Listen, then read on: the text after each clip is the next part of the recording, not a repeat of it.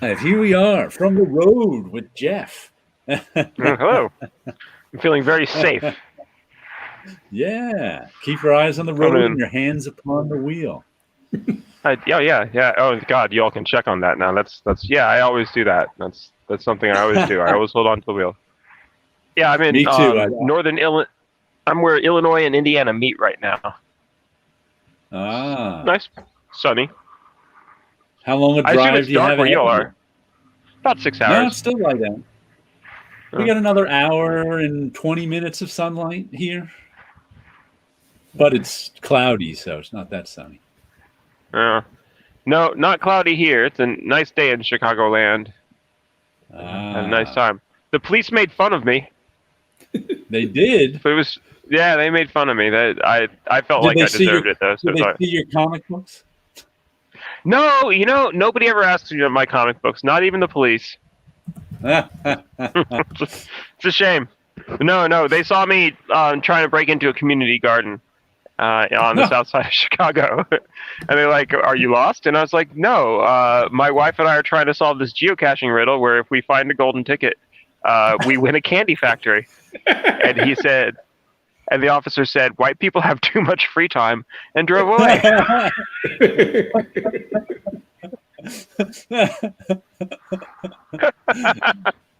A geocaching problem, huh? Yeah, we're in like the World Series of riddles thing. My wife has decided she loves riddles, so she Ah, like hangs out with all these riddle people, and we do all these like really complicated geocaching things where you have to like figure out ah, these rhymes and stuff. It's wild. But if you win a candy factory, which I honestly don't want, but ah. whatever. Speaking of riddles, I got two comics from Bad Idea Comics to the printer on Tuesday. Um, You untangled that knot, huh? Holy cow! I was like, and the printer is the one up in Canada that Marvel and DC use, and whenever you're doing pre-press for anything, working with the printer is part of the job, and figuring out what the printer wants is part of the job. Because you have to, like 2 weeks ago, the Bad Idea comics have spot varnish on the cover, which that takes a little extra preparation, and you have to send them a file with the spot varnish on the cover. And I knew two ways that I've done to put spot varnish on a cover. Well, it turned out they wanted a third way. And I was like, oh, that was a puzzle I figured out 2 weeks ago. So then this week, I'm delivering them another cover with spot varnish on the cover. Did it just how I did it last week. And, I get word from the printer, there's no spot varnish on the cover. Where's the spot varnish? And I was like, it's in my PDF. I can see it. Well, it turns out this particular printer, who like it, they're big time. They print all of Marvel and DC's books. They've got what it's called when you now it's like when you send something to a printer, everything is PDFs. Yes, it's Top Gear edition. everything you Yeah, send, really. everything you send to the printer is PDFs. And which that's the way printing's been for, I don't know, 15 years now. And the whole point of a PDF is you have to send them one file. You used to have to send them all the files that made up the book, the lettering files, the coloring files, the design. To get a book printed, you had to send them 45 files. Now it's one PDF. Boom, they got it.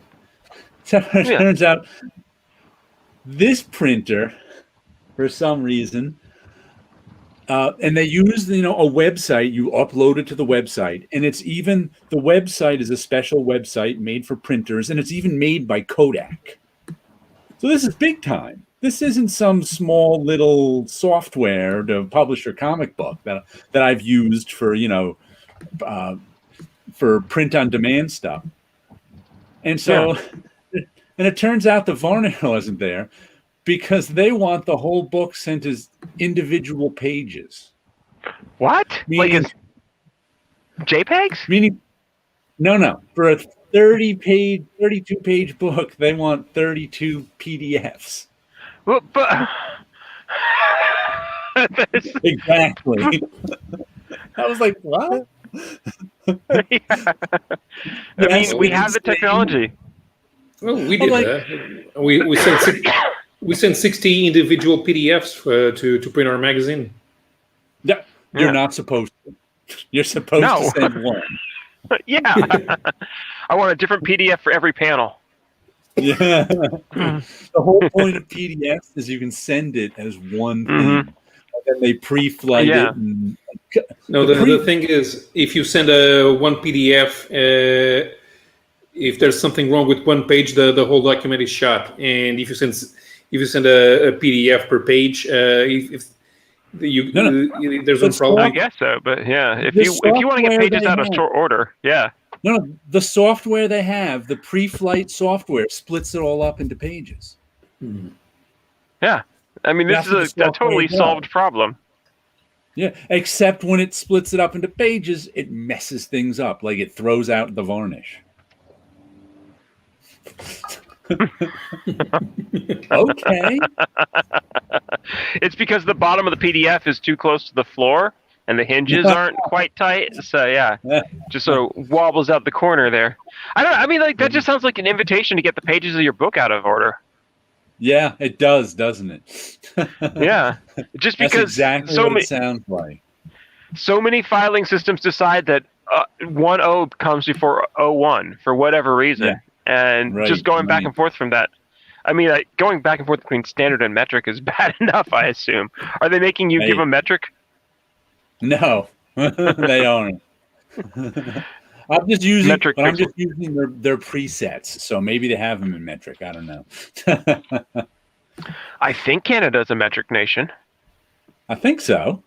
I'm sure. I'm Who pays embarrassed. I don't know. attention to metric nations? Paula does. Yeah, we joined civilization. Yeah. You know, the metric system, I mean, I don't know if you want to get into one of my hot takes here, but like the metric system is not a unit you're allowed to pick and choose. You know, like they started off with decimal time, right? Like when they started with metric system, they were like, hell with it, we're doing everything metric. We're going to do 10 hours a day. And that Yeah. lasted about like 6 months. And like a bunch of the other stuff, like kilograms are great, right? Nobody's arguing with kilograms. But feet are better than meters. They just are. And if you're really worried about divisibility by 10, then just go for kilofeet, right? You could have like a megafoot or a centrifoot. That's no big deal. Yes, but The meter was designated as 1 in 10,000 the distance between the center of Paris and the Ecuador in 1870 something. I thought it had And they something got to do that with the circumference of the Earth. And they got it wrong by 2 No, centimeters. because they got it wrong, and then they went for the equator to the North Pole, and they got that wrong too. And then it was just arbitrary for years, like the kilogram, and then they No, it was finally, always Paris. Well, now they have it a wavelength of light. Now it's it a is particular. It's linked to a because particular the wavelength way of they light. measured it, it was actually 2 centimeters off, which is pretty good. I mean, you get 2 centimeters off in 10,000 kilometers. Yeah. Yeah, well, the Earth isn't That's not perfectly bad. round anyway, so yeah, it was a nice feat, but it wasn't sufficient for their purpose. They wanted an absolute. That's why they switched to light. But kilograms are still based on like the size of some objective weights that they keep. I think of the Sorbonne or something, right? Like Sorbonne. I don't know how you pronounce it, but like they have actual kilograms somewhere. Yeah, and they have the meter. The meter's still there. If rods were good enough for the ancient Egyptians, by gum, they're good enough for me. Yeah. Or were they Steve? Acres, not hectares. No, I mean, but seriously, like a foot is just a more human measure. Like when you're walking, I don't know, it divides up so much better. And I mean, which would you rather be, 6 feet tall or 1.87 meters? Definitely It takes all the fun out of being tall. Because those we measure in centimeters because we can break them down easily. How often do you break people into 100 vertical pieces? Well, when I'm gonna talk I have about to introduce you to soccer hooligans. Yeah. You have some very precise hooligans. It's like out of Hannibal or something. The meter is currently defined as the length of the path traveled by light in vacuum in 1/29th. Yeah, that. Yeah. In 3 rounds. Mhm. In exactly one All right. jiffity quick. Who is picking up the new Archie comics by Rob Liefeld? Huh?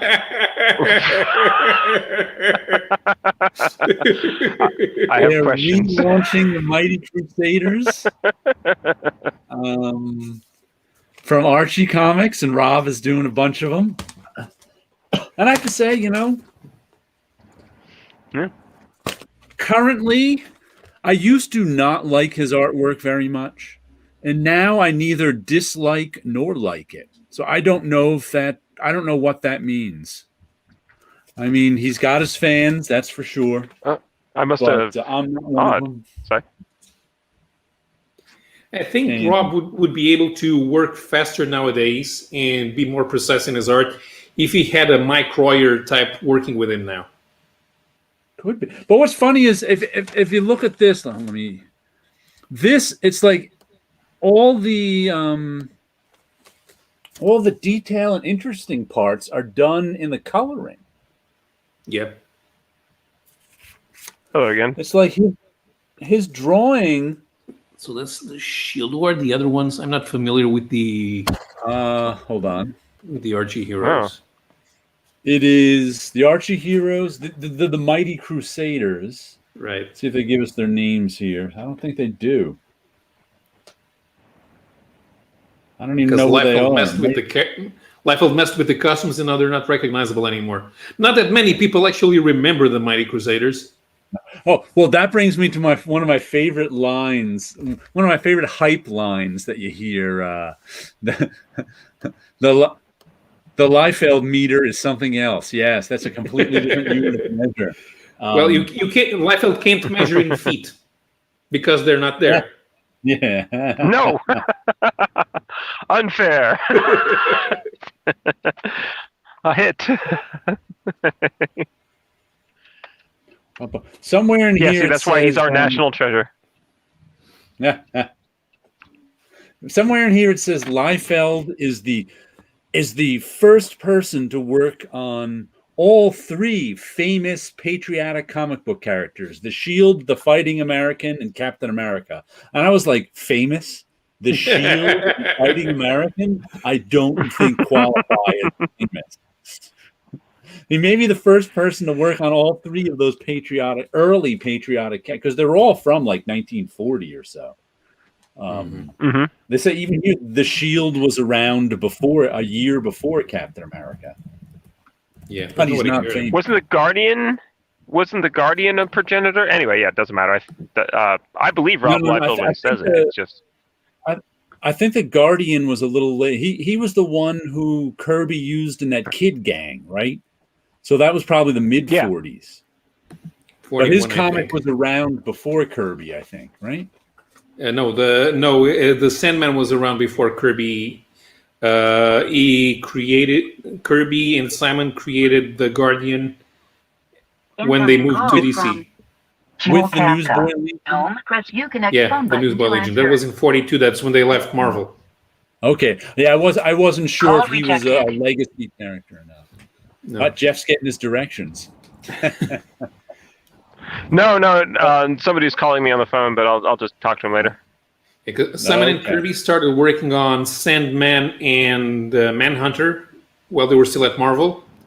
Okay. Then they were fired, and the first thing that they did at DC was Newsboy Legion and White Commandos. Now, I didn't realize Archie goes back to that time, too. Like, there were Archie comics in the 1940s, weren't there? When was Archie created? Late mid 40s. There was Archie, but before there was Archie comics, it was called. Oh God, I can't remember now. Well, it had a name. The company was around before Archie Comics. They named MLJ. it Archie Comics. MLJ. They named it Archie Comics because Archie was their most popular character. And the magazine was called Pep. Pep, right. That I remember. And Archie debuts in Pep number 22. I can't remember which year was that. I think it was probably 40 or 41 because Marvel and DC start putting out Archie clones between 43 and 45. Oh yeah. And isn't that where like Patsy Walker came in? Like, wasn't she like a think she clone was of an later, Archie Comics right? character? But she was a she clone of was. an Archie Comics character, I think. Patsy Walker Right. debuted in 1945.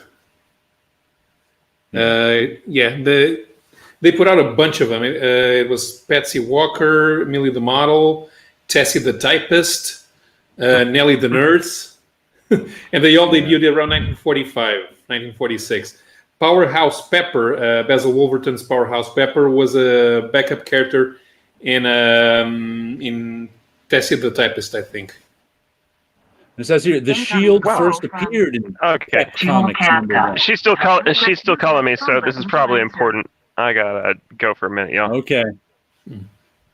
You can mute yourself, or want me to mute you?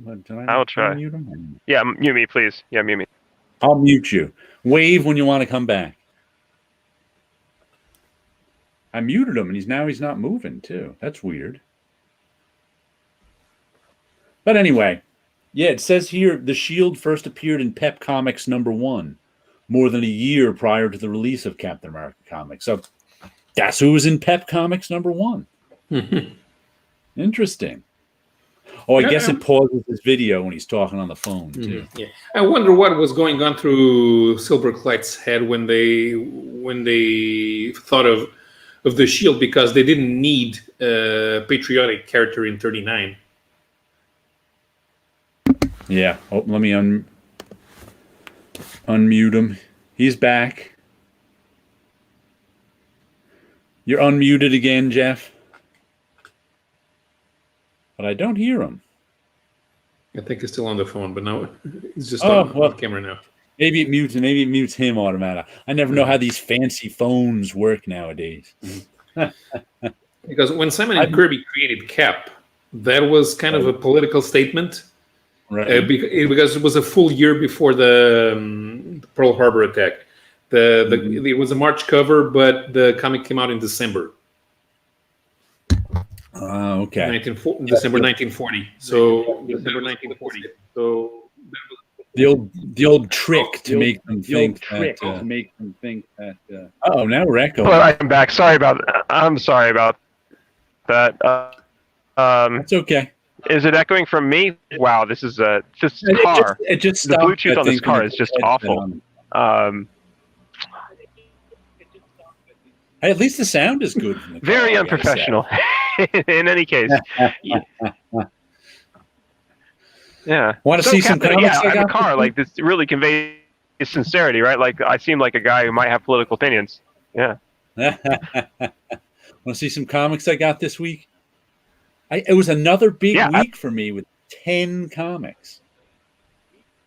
It was like, the first one was just a random, well, not random, but a pick up off the shelf that I was like, you know what, I'll get one more just because of the name, which is Murder Hobo. Boy, and the ink in this one smells too. Wow, I took it out of the bag and I was like, that's some strong ink. That's fantastic. I wonder if they give us the stinky ink on this one, or if it just worked out that way as a happy accident. Here's the ink that smells. Well, let me see. Where was it printed in the USA? So I don't know. But it was just this series of like little 8-page stories that are kind of like violent underground comics, but not really. It was just okay. In reading this, I wish I was reading a real underground comic from the 60s. Because, you know what's weird about this? I think technology ruined it. Because, especially the last story, they did this. Let me blow this up just so you can see it. They did this red on dark blue lettering that was impossible to read. So I just kind of like skipped that last story. It was like too hard. I was like, ah. And the lettering in it was pretty not very good either. The lettering was the weak. The art was pretty good in most of the stories. It was sort of underground artish, only a little too slick. Oh, we're getting an echo. Oh, we're getting an echo. Is it for me? Coming. I'd probably Here, mute.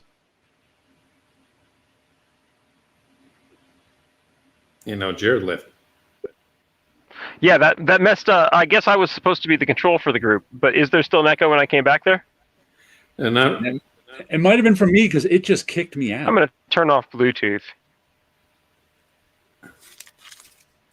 It just kicked me out. I don't hear an echo right now. Is there still an echo? I don't think so. Well, I turned off Bluetooth, so nothing can ever go wrong ever again. Good old Bluetooth. But Murder Hobo was only okay. It's not a... Yeah. I like good lettering. When they skimp on the lettering, Echo gone, yeah, cool. It's like a third of the page on a lot of comics. You're just giving it up. Let me show this to Sleepy Reader. Where is it? Norse Mythology Volume 2, they've got a cover for here. Oh, yeah. So there's definitely going to be a Volume 2. And is it Gaiman's Norse Mythology? Yes, get more Gaiman's Norse Mythology with Craig Russell doing it. Oh, that sounds amazing, actually. Oh, the first volume was excellent. We got some homesick pilots. And this kind of ended the story arc, and I didn't really understand what was going on. This whole story was about, in the first issue, we were introduced to these two punk bands, the Homesick Pilots and the Nuclear Bastards. And they decide they want to have they want to do a show in this haunted house. I'm hearing an echo start to creep in again. I really wonder if it's me. It might be me. Since it kicked me out, it might have been me. We'll have to see. But anyway, try to move the mic from maybe. I've got my mics in my same positions they always are. I'll try to aim it even a little further away from because I've got about 5 feet of distance between I've got my mic on directional, so. Yeah, I'll keep myself muted, except for between Trench and Bon Mo. So I'll just keep myself muted, and that'll probably take care of it. Because you two are in your normal recording environments, right? Yeah, yeah. Ergo, it must be me. Mm-hmm. Okay, so anyway, all right, be fascinating. I'm listening. But you're not muted. Oh, I see. You unmuted when you talked. I see now. Okay, so they go up to the haunted house killed the Nuclear Bastards, and the Homesick Pilots, their lead singer, disappeared into it and sort of used the haunted house sort of used her as a superhero to gather up these items it needed. But now in this issue, some like Ghostbusters showed up, and I think the original Nuclear Bastards girl who died in the first issue came back as a ghost, and then there was these Ghostbusters. I'm gonna have to reread this because I really didn't understand what was going on in this issue. It's like I kind of understood it up until this issue. Then I'm like, who are these whole new characters?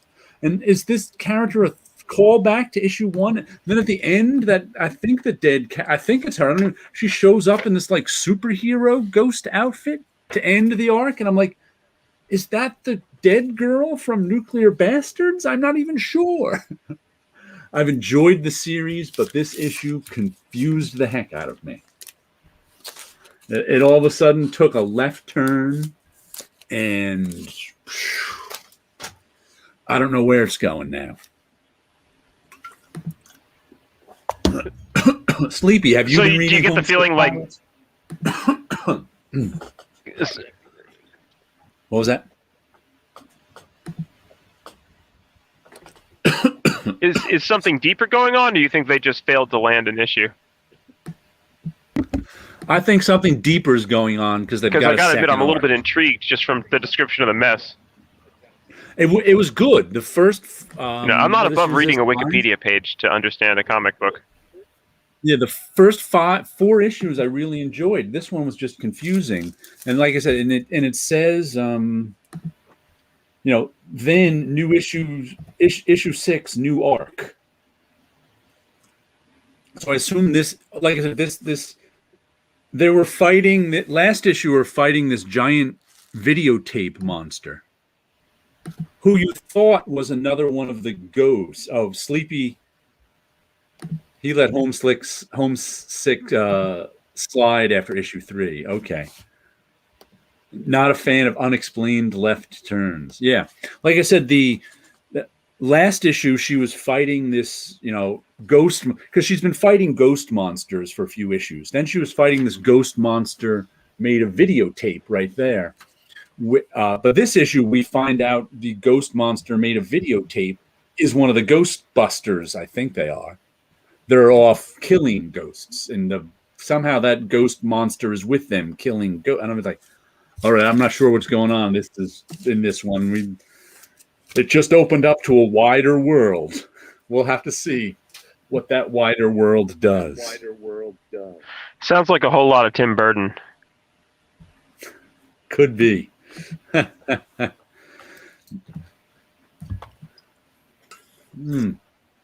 Like I said, I've been enjoying that series. It came to a left turn. And another series I've been enjoying, I'll show you this one, is The Picture of Everything Else, number 3, which is takes place in Paris at the turn of the 20th century. Yeah, I could see it as a Tim Burton movie. That's interesting. Yeah, now that you mention it, I could see it too. This takes place in the turn of the 20th century, right around 1900 in Paris, and the villain of the piece is the artist who painted the picture of Dorian Gray. And the first issue was about these 2 young painters in Paris, and then and Dorian Gray was painting. He could paint a picture of somebody and murder them with the picture. Like if he tore up the picture, the person would die. If he drew them getting murdered in the picture, the person would die. Oh, we lost Jeff. And I really liked the first issue. The second issue was pretty good too. Like at the end of the first issue, one of our 2 main characters. Oh yeah, I enjoyed the new twist in picture. It was good. I'm about to get to that plot. One of the main characters, he's back. One of the main characters went off to apprentice with the picture of Dorian Gray guy and left his friend behind. Then it picks up 3 years later. His friend can't paint anymore because of the stuff that happened that night when he saw someone tore apart in front of him. But he became an art critic. And now that picture of Dorian Gray artist is back in Paris. And the twist in this is we see that, there was a lot of info dumping in the middle because they had to explain everything that they explained the backstory of the picture of Dorian Gray artist, and he made all of Paris his painting. But it turns out he's really not. He has good intentions in mind. He just had to murder a few people to get there on the way. That was his process. So now with this issue, we're kind of introduced to sort of are you on his side or not on his side? Do you see and he really the picture of Dorian Gray artist really explains himself to the now art critic in this one. It was an interesting twist, an interesting little plot line that went on. It's probably a 5 or 6 issue miniseries, I'm assuming.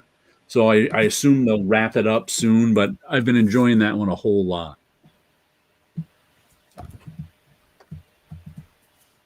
Yeah, it sounds really good. I asked about it at my LCS and they laughed.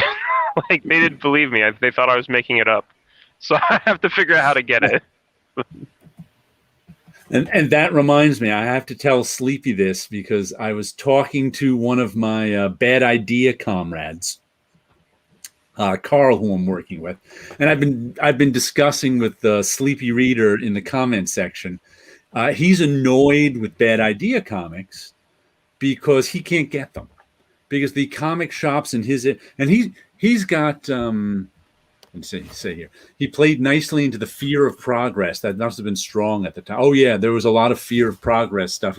There was a lot of I've got a car that can go 22 miles an hour. We're at the peak of technology stuff going on here. They don't need more. There was sort of an undercurrent of, do we really need more progress? Is the 20th century progress going to be good or bad? But back to bad idea comic. Sleepy, like I said, he's rightfully annoyed that he can't. He's got like 4 comic shops in walking distance to him, and none of them have bad idea comics, because like bad idea comics are only in like, I don't know, 300 or 400 comic shops. But the way they explained it to a friend was that when they Sleepy was saying he doesn't like sort of a strategy of scarcity. That doesn't float his boat, which I don't blame him. If you want to get the comics and you can't, that's real annoying. But yeah, it's not exactly a strategy. It's just that distribution is terrible right now. That's what I was saying. It's hard to distribute comics right now. I don't know if it was a strategy or them making the best of a bad problem. And I think it was them making the best of the bad problem, because it turned out their idea was to only deal with the stores that they know would carry them. Why deal with stores that only want to carry Marvel and DC comics? That'll eat up all your time for no money. So that's how they're starting out. They're only dealing with the stores that they know will want to carry them. I'm like, well, that makes sense when you think of it that way. Having tried to get comics into comic shops who don't care about any indie comic, it's a Herculean task, and you can. Yeah. I mean, even keeping up with consignment on a national scale is nearly impossible. And I tried to do consignment for years, and and I never thought to just not send them, to cut them out of my strategy. I never thought to just deal with the shops that want to carry my stuff. Something is a pretty clever thought. Yeah. The comics industry desperately needs a salesman, and not a Stan Lee, not a frontman, like a guy in the trenches who cares about distribution. There used to be, at least a few of those guys, and now it's basically dropped down to there's one in America, and he's not enough. You need. I mean, that's why we don't have stuff in grocery stores anymore. It's not because, I know you have a theory, Jared, and it's grocery stores won't carry anything like that. But like, if there's somebody who could, but if there was somebody who could seriously make money by, if there was somebody who could sell the comics to the newsstand guys may have just said, we don't want to. But you know what that has to do with too. This is what I found out, why Carmen Infantino had such a bad problem as publisher of DC. And I think I've mentioned this before on here, was which Donenfeld was it who was the owner of DC? Harry Donenfeld, or which? Harry Donenfeld. Irving was his son. Irving was his son? Okay, this is Irving's day. This is the 60s. And Irving Donenfeld, of course, was Harry Donenfeld's son. They were, rich kid's son. And he was friends with all the distributors, like his father was. They all inherited their father's business. So in the late 60s, Irwin Donenfeld would go around, when he was the boss, he would go around and check in with all the distributors because they were all his buddies. They were all the guys he grew up with. Their fathers all ran their business. And so that's who would check into distribution, was Irwin Donenfeld, the owner. And then when he retired and Carmen Infantino took over, He didn't know about any of this. He wasn't in the old boy network. So I think, and that's why they were able to. That's why they were able to, during the affidavit system, that so many comics were stolen from at the distributor level and were said, and that's why we think Neil Adams didn't sell, and that's why we think Jack Kirby didn't sell, and that's why we think that Conan #4 had low distribution, because the distributors were selling it out the back door, because Erwin Donenfeld wasn't making the rounds to make sure everything was on the up and up. And how would Carmine know? Exactly. It wasn't his job. I mean, right. But the new corporate structure under Warner probably made a couple of jobs redundant that were kind of needed out of the street, but did not appear on the books. Right. And so when some bean counter was saying, "Why are we spending money on so and so to do this? So that doesn't make any sense. Let's raise that position." But that also might be. As Jeff was saying, we need a salesman to sell it to the direct market. That might be part of the. That thought has never occurred to me now, but that might have been part of the decline of the direct market too, because once Erwin Donenfeld left, there was nobody really keeping an eye on it. The direct market didn't have a Carol Kalish, right? Who was one of the ones who grew the. I mean, the newsstand market didn't have a Carol Kalish. She was busy building the direct market. Mm-hmm. If you want to place it in the larger perspective, it's part of the decay of the National Good Old Boys network from World War II. Like, I mean, honestly, like whoever this guy was, like a huge number of customers were, I guarantee you, Army buddies. And then it got passed down to the next generation, and they sort of ran it out because they didn't know what they had, and now we're left with nothing. It's a good metaphor now that I think about it. But there was another thing there. Marvel and DC, after the 60s, they ended up specializing in comics, and before that, they had other stuff. Even if it wasn't parallel corporations, like they used to separate them, they published other stuff. And when the companies went corporate, for example, Martin and Chip Goodman took all the smut magazines with them. They didn't sell them to Perfect Film. Yeah. And that's one product less that you're trying to sell to the newsstands. Right. So if they decide that they're not going to carry comics, they're not going to carry anything that you put out. Right. So you're saying they could Goodman could bundle the comics and all the magazines together. Yeah. Yeah. And when you're only talking about like 10,000 outlets, you lose one is no big deal. You lose 10, you lose 100. All of a sudden, you're talking about like percentage points off the top. The market, even at its biggest, was never really that big. I don't know. What did you say this guy's name? Herb what again? Erwin Donenfeld. Erwin Donenfeld. He's the son of Harry Donenfeld. Erwin. He was just obvious to me that somewhere back in history there must have been one or two like truly dedicated individuals. I mean, it could have been like 10. I wasn't there, but we need a genius salesman. We need somebody who's like I can go around and sell them at country stores, or I don't know. I'm looking at a cow field right now. That's a bad place to sell a comic book, but they're a genius. Well, it's their job to think of where to put it. With Marvel signing up with a new book distributor, who's Marvel's new distributor now? Was it Simon and Schuster? I can't even remember who it was. Yeah, they just signed up last week or the week before. They're dumping Diamond, and they're going with, I forget which big publishing house has a. Was it Simon & Schuster? I can't remember if it's Simon & Schuster, but it's something like that. Yeah, it's something like that. Oh yeah, it's is it Scholastic? No, not Scholastic. Never mind. I saw the headline, but I didn't read it. Scholastic doesn't distribute in mainstream outlets. They distribute to libraries. They essentially are a convention. They run conventions. It's fantastic. Yeah, and school book fairs. That's where they get a lot of the money. They've been running school book fairs since I was a kid. Oh, that's the marketplace, man. If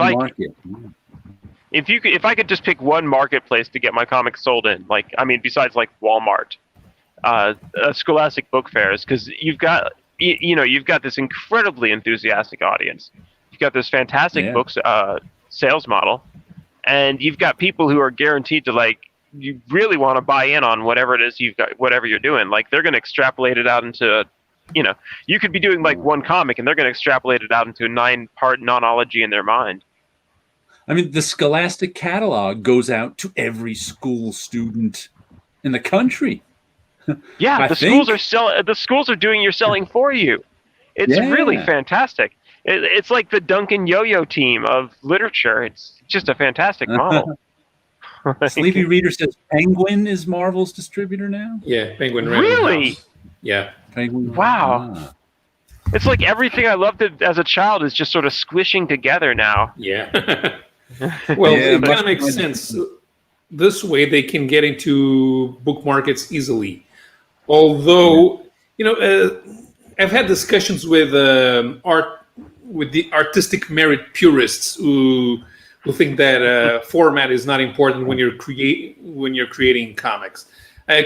Format is very important if it determines where you get placed. Yeah. And the floppy comic is not good for distribution anywhere in the United States. It's only good for the direct market because the direct market took something that was already old-fashioned. That's why they disappeared from the newsstands. That was the main point, is that the comics were too cheap to be sold on newsstands by the 1970s. And even if they were very affected by price hikes, the 70s had more price hikes than the 50s and 60s combined. But even then, yeah, that makes sense. It would, if they wanted to have a magazine, it would have to be something like Heavy Metal. But Marvel and DC never tried that, especially because their experience told them that if you try to increase page count and raise the prices, the comics would not sell. Dell tried doing that in the 50s. They put out a 15-cent comic when comics were still 10 cents, and it failed. Marvel and DC tried that in the early 70s, and Marvel backed out. Yeah. That's when DC did their all their comics went to like 25 cents and 60 pages or something. And Marvel was supposed to do the same thing. And then at the last minute, they backed out, and DC got screwed. It would only have worked if everybody had agreed that they were going to do that. Yeah, and that's price fixing, so you can't do that. But Marvel had Heavy Metal. Marvel had Epic in the early 80s. Epic. But Epic Marvel, and I guess they had 70s magazine. Epic what was Conan in? Conan before Epic. Conan was in something before Epic, wasn't it? Conan was Savage Sword of Conan was. Marvel had some magazines all through the 70s. But because comic book stores didn't exist. Right. So, I mean, that's when those really came in. So they were pretty much newsstands and grocery stores. I mean, I guess like spinner racks. Right? Am I missing something? I mean, are there any other methods of distribution in the 60s? No, it was all newsstand stuff. Yeah. Current newsstands, shop magazine sections are extremely shrunken, and the mags they sell run $10 to $20. Wow. Yeah, I hardly see magazines. Yeah, I go look at the magazines every once in a while. I was like, this is all stuff that people buy for people they don't really know at Christmas time. Like this, the entire. That's all that's left of the industry.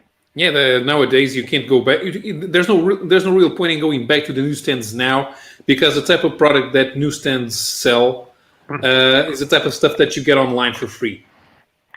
Yeah, it's like specialist magazines disappeared.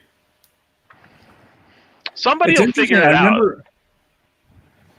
Somebody's going to figure something out. It's just what? I don't know. Sorry. I remember reading a few years ago. I never knew this. Playboy magazine got big because of comics distribution going down. In the 50s, when comics were in trouble, and newsstands wouldn't carry them, one of the things they carried was Playboy. That's one of the reasons Playboy got big, because newsstand distributors were looking for something to distribute. And I was like, oh, that's interesting. I'd never heard of that before. Nowadays, there's no point in paper publishing non-collectibles. Oh, that's the truth. If it's not collectible, there's no reason to print it. Yeah, unless you go for special editions. Yeah. And in comics, you can do those. Yeah.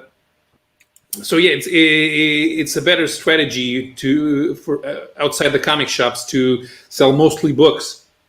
Nope. Mm-hmm. And besides, let's look at what comics publishers are missing.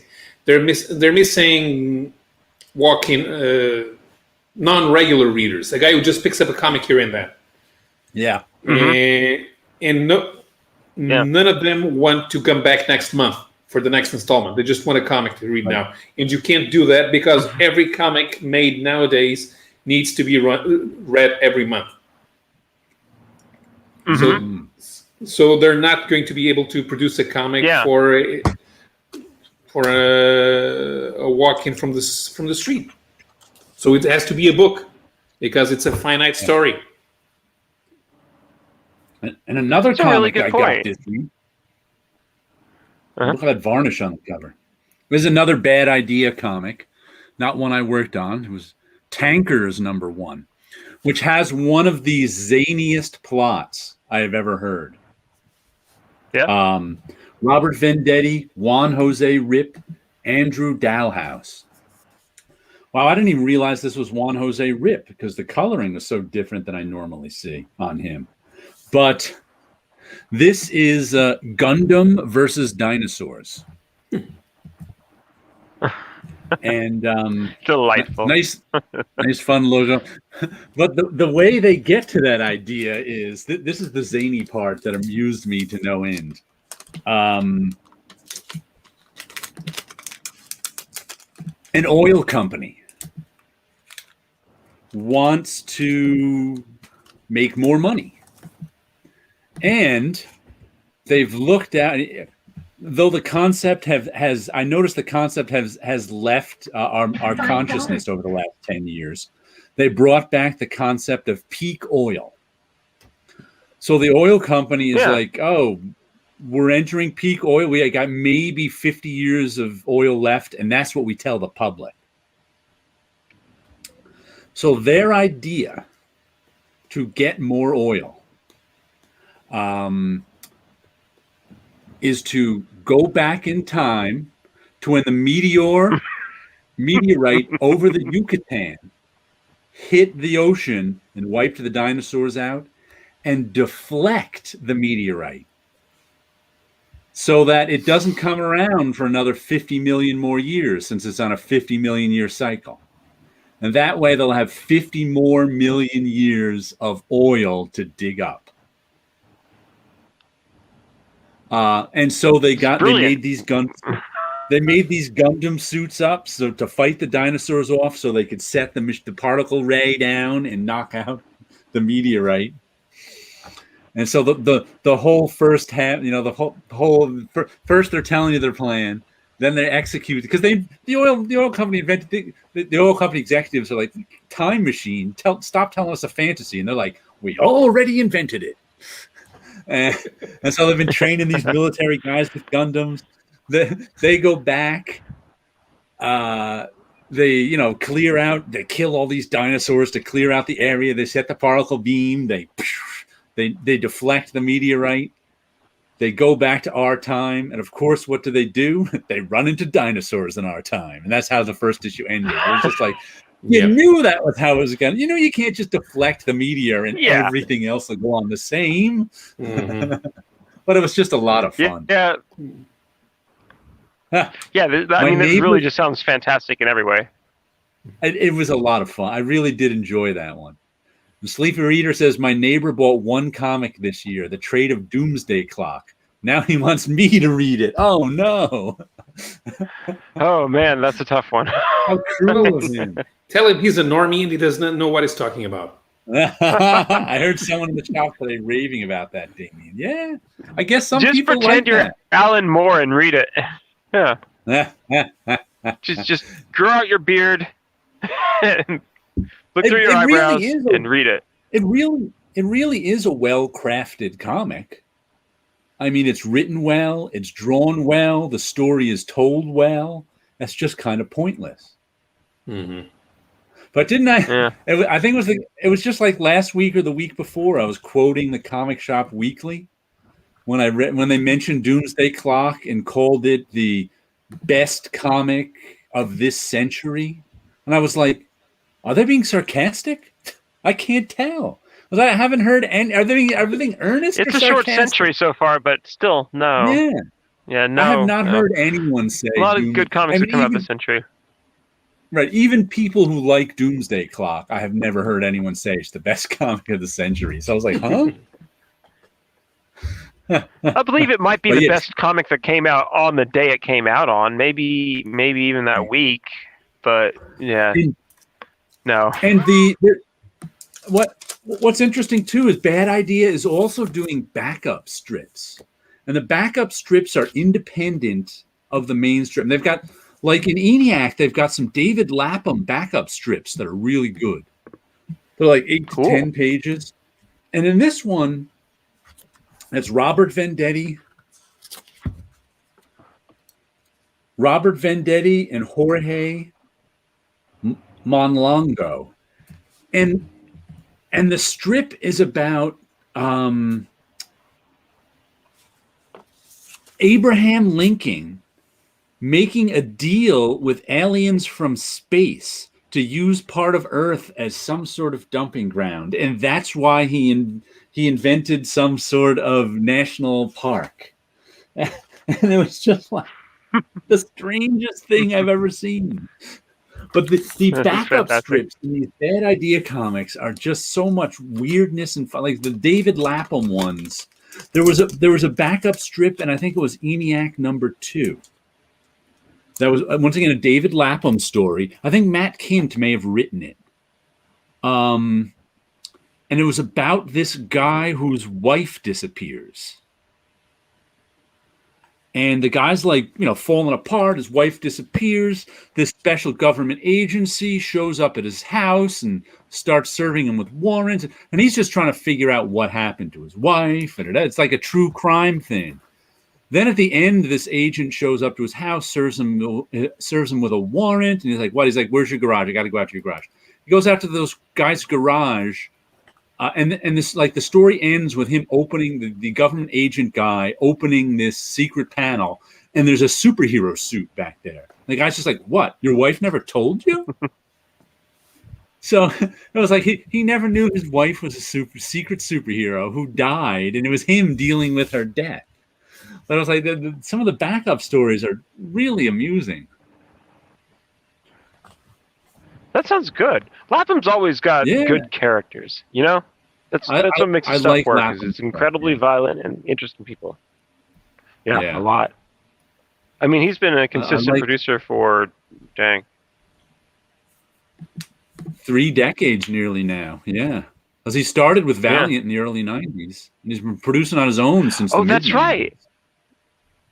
I remember Jim Shooter kept talking him up as like the new Chris Claremont back in the day in early Valiant comics. I paid so little attention to Valiant in the early '90s that I have no idea what was happening over there. It was just kind of like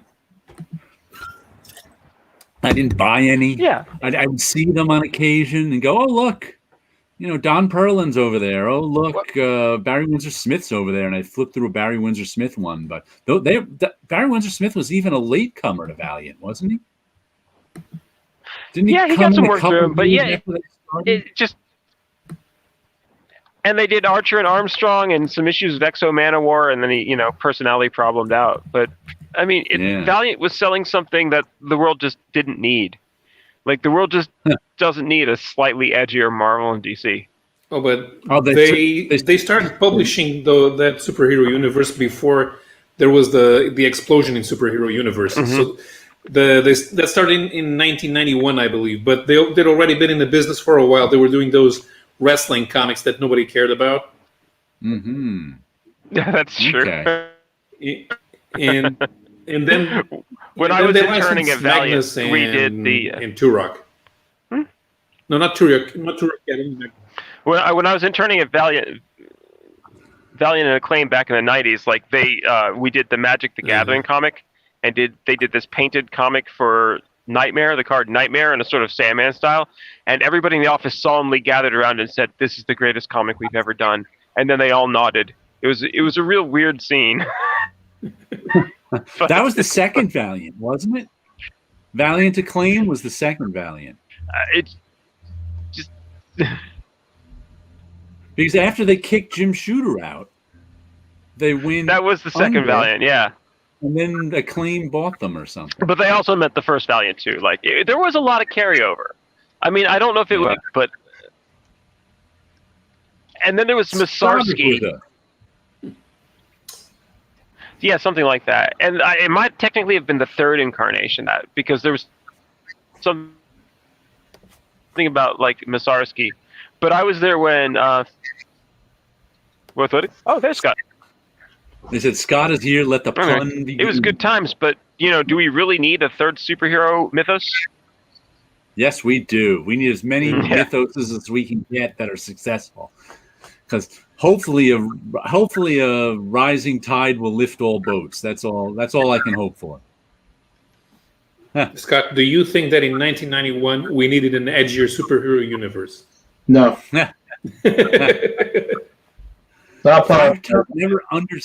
Never understood the attraction to Chris Claremont. I was a big fan of Chris Claremont in the early X-Men days. The Byrne and Claremont X-Men I loved. And I loved some of the other good. 70s. But then neither were ever that good again, though. Yeah, but then when I kind of left in the early to mid 80s, when I left Marvel and DC Comics mainly behind, I never really liked Claremont's stuff after that. Sleepy Reader was a contented, valiant reader as Marvel got bloated on steroids. That's one thing about the Valiant universe was you could follow it. I remember one person saying the end of the Marvel universe was when you could no longer buy every Marvel comic and follow it. And that's when people became X-Men fans or Spider-Man fans or Avengers fans. They were no longer Marvel fans. Because you can't buy 30 comics a month or 60 comics a month and keep track of it. With the Valiant universe, you could buy 6 comics a month and keep track of it all. Yeah, and they had a sort of house style, which I thought made the storytelling a lot better. Yeah. But they never found something. They needed something to push them over the top, like something that was like truly out there, truly weird. No, Valiant. And, Archer and Armstrong was fun.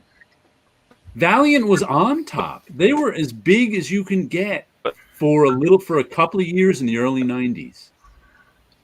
They really were the thing. I don't know if you remember that, but their books were being speculated on. They were selling 1 million copies an issue. And then they kicked Jim Shooter out and it all went downhill. And like Valiant Acclaim, no one cared about. It was like they were done by then. They were still around, but they were done. Yeah, they couldn't get it to reignite. Right, they could not. They were going through the motions, but I think they were mining territory that had already been mined, to be honest. Yeah. Oh, well, Magnus is a different issue. Yeah. I enjoyed, who was it? Kurt Busiek and Neil Vogt's Ninjak, I think it was in the Acclaim era. That was a decent. They made some decent comics. They just never. I wrote the solicits for those. If you read The Diamond in 1996, I was writing the solicits. Nicieza was editor in chief. Yeah, I mean, and like Magnus Robot Fighter is. Who was? Nicieza. He was editor in chief. Oh, Fabian. Back then? Yeah, Fabian. Yeah. That might be how you pronounce his name. Nicieza. That's why everybody's that. Anyway, great guy. But yeah, he was the EIC. Nicieza, there you are. Yeah, I should know that. Skolnick was the assistant, and that's actually where I know Kevin Kabasic from. Is he was one of the pencilers there, and they were running a bullpen in New York City, which is a good American thing to do. Like you're doing God's work if you're keeping together an office of creatives in New York City. Absolutely, but it just they were trying to do secondhand superhero, and I maybe I just can't find the words to express it, but like they needed something amazing, and instead they were just getting by on pretty good. Yeah. Well, I think they were trying to catch lightning in a bottle again, and it didn't happen. Yeah, I mean, we forget, but like the Fantastic Four, they seem so homey and simple now, but at the time they were revolutionary. You know, at the time it was the craziest thing you'd ever seen. You're like, wow, these guys are like a family, and also one of the superheroes is unhappy. I've never seen this before. And Valiant never came up with something that nobody had ever seen before. They did. I mean, they had the rights to Magnus Robot Fighter, which is wonderful. But catch you later, contract. Yeah, and also Spider-Man was something no one had ever seen before. Spider-Man was the hero's journey, which is as common as dirt now. But back then, when you became a superhero, you were an adult. You weren't a superhero. 10 minutes later, you were, and you handled things.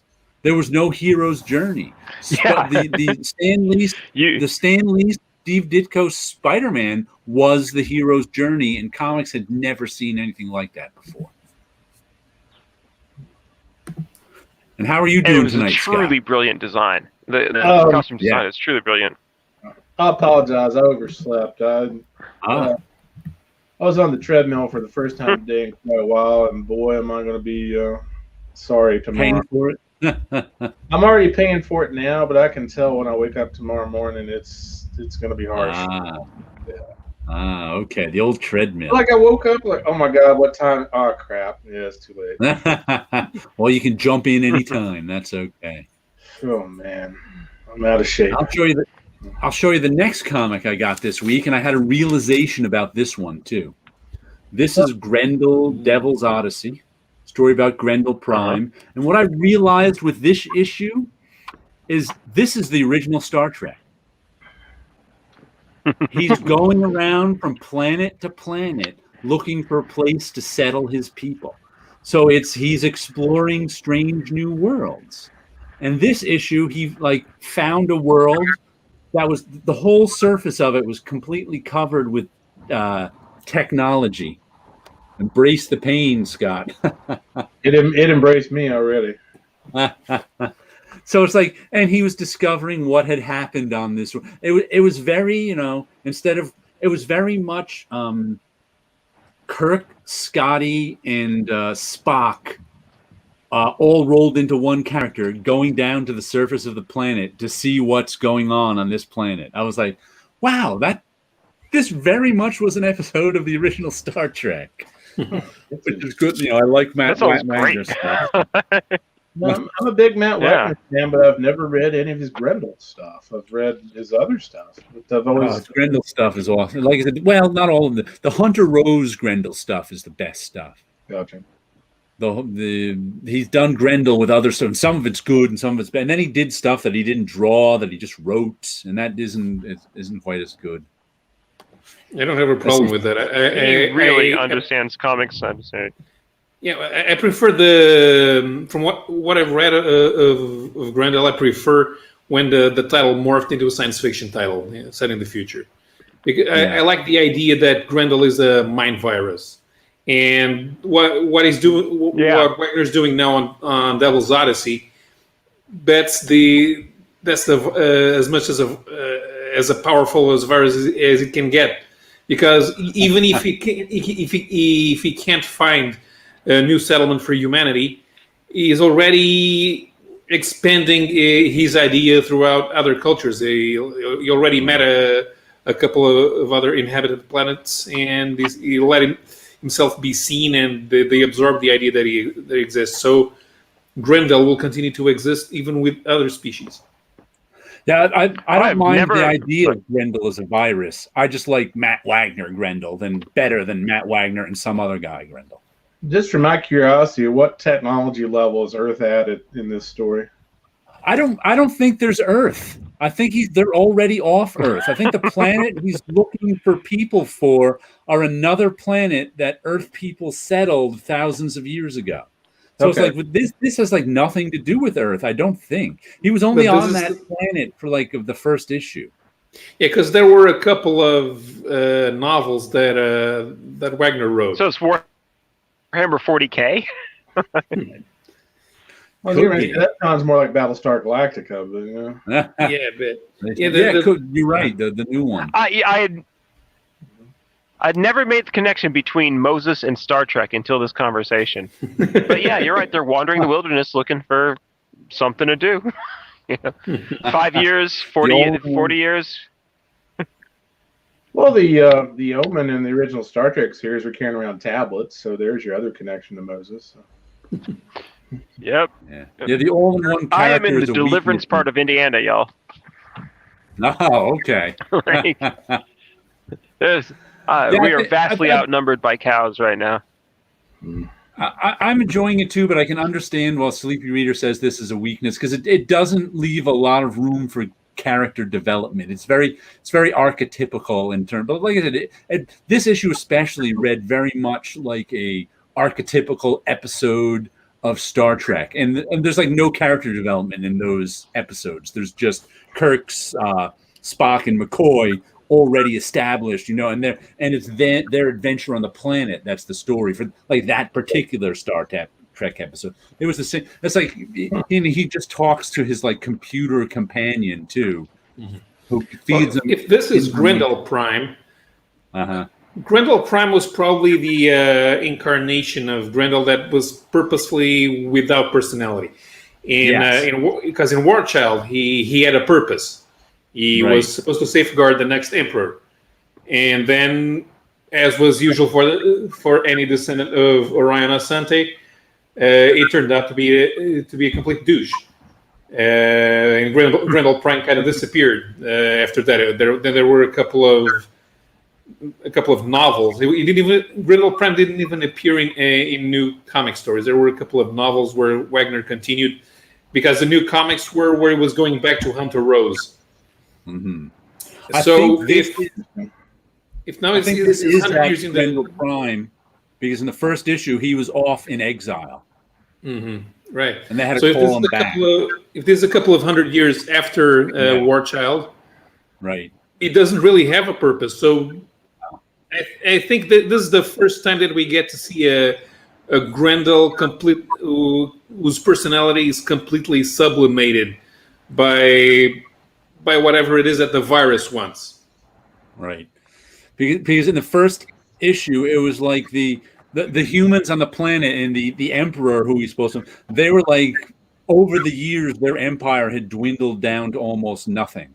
And they were in danger of being overrun by these other empires. So that's why they had to call back Grendel Prime, who I think is really dangerous to the empire too, for some reason. That's why he was in exile. And they said, for one last mission, you have to find us a new place where we can settle and get out of the way, so we don't get destroyed. And so that's what he's doing. Even though I haven't read it, it's interesting you bring that up, that Grendel was also in prose novels as well, because that's actually what's going to happen in the Nexus title. Ah, that's right. Really? Steve Rude and Mike Barron have slightly different ideas on what they want the character to do.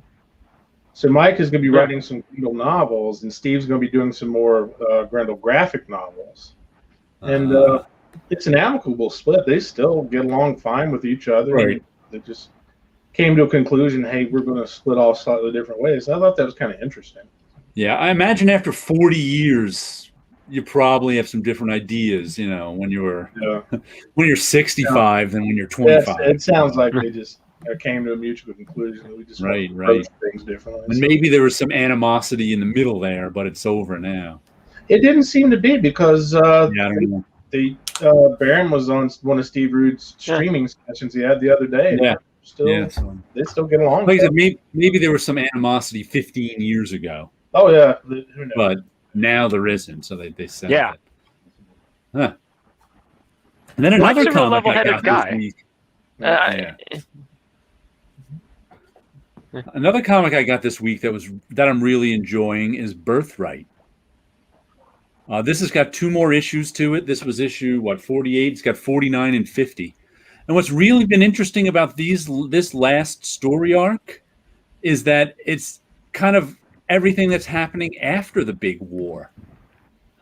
The whole series, issues like 1 through 44, maybe it was all this whole story about this other alternate dimension of magic wanting to come over to Earth and starting a war and take it over. And that was it all built up to this big war. And then the war happened, and we still had, 4 or 6 more issues. And I was like, what's going on here? A sleepy reader, he's reading Birthright too. And it's really interesting because now it's about like cleaning up after the war. It's now about the characters dealing with the aftermath of the war. It's about having lost people in the war. It's about the 2 main characters, family, mother and father, being trapped on the magic world, where time even moves faster. So it's like for every month in our world, like a year passes by in the magic world. So it's like they want to rescue their parents, and they know there's a time limit. Their parents can grow old and die before they rescue them. And the one brother, and the one brother is who learns to be a magic user really quickly, and he's still a kid. He's only like 12 or 14, has been going around our Earth trying to clean up some of the magics. Because like in the aftermath of a war, there's all this magic equipment on Earth. So people are taking advantage of it and trying to, see what it is and sell it on the black market and this and that. So there's really a lot of interesting thoughts about the aftermath of a big magic war in this. That's, like I said, I've never read in other big war comics. Usually you win the war and it's happily ever after. Right. So it's pretty cool stuff. And what's weird about Birthright too? Though I very much enjoy the art inside, I don't think this guy's ever done very good covers. It's not that the covers are bad. It's just that they're not particularly good or memorable. They're just there. I find that weird. But, some guys just aren't good at covers. Looks like Jeff lost his signal. We'll see if he comes back. He's driving from up there. Hold on. We've got there he is. He's back. He dropped out for a moment. Sorry about that. We did this for 4 hours yesterday and without a single problem. And but we were using Google Hangouts. I just want to say it's pretty darn amazing that we can sit here and broadcast a show with me here in the Hudson Valley, Paolo over in Portugal, Scott down there in Virginia, and Jeff driving from place to place. How crazy. Yeah. Who would have thought we could possibly have done this back in the 90s? I mean, go off on a tangent. I was watching some episodes of a TV show really being broadcast in the day streaming. Hudson Valley is a gorgeous place. Yeah. I wasn't, I knew of the Hudson Valley, but I had no idea that I saw some aerial shots. Yeah, we talked about Videos forever, but they're here. Yeah. Hudson Valley's a nice place. Lots of mountains. You never been up there? Old mountains. Topographically, it doesn't look too different from what we have here. So No, probably not. We just have the Hudson River running through the middle of it, of course. Right. Hence the Hudson Valley. Yeah. Those glaciers make a big difference. You get a real different kind of terrain. There we are. Yeah. And oysters. Yeah, I'm in the middle of a glacial moraine right now, I think. This used to be a swamp, but I guess I could just pick it up and show you all. If you've never had the pleasure of being in Indiana or Illinois, this is what you're missing. Or you could try the other side. Remember the first time? Yeah, as you can see, this place is not kidding about being flat. I was just going to say that the very first time I went through the eastern part of Indiana, I was shocked at how flat it was. Yeah, I noticed that when I went to the Indy 500. Yeah, it's the... I can remember on a family vacation, we drove... It's in the top 4 or 5 flattest places in America. Yeah. We drove to Montana, and I forget which state it was, one of those corn states. On either side of us, Yeah. was a road that was flat to the horizon and corn on either side of us to the horizon. Right. It was just like, Yeah. whoa. Well, also That- the cool thing about That was Montana, Kansas, and Kansas is deceiving. Yeah. when you get to Montana, you also discover why they call it Big Sky Country, because you can look and Oh. just miles and miles and see, see the horizon both ways. It's, But the horizon line is so low because it's like below Yeah. you because you're up so Yeah. high. Friar Chuck grew up north of Albany in the Hudson Valley. It's an Albany expression. Well, I'm from Utica, and I don't know. Oh, wow. That's when I knew I really loved this. I loved The Simpsons when they were making upstate New York jokes in like season, I don't know, 3 or 4, the steamed hams episode. When you're making, no one makes Utica jokes. No. No, that doesn't come up a lot. I've noticed, not Palo probably doesn't fit this bill, but a lot of non-Americans have a very stereotypical view of they think that the entire state of New York is like New York City. I don't realize that once you get an hour outside of New York, it's a completely different ballgame.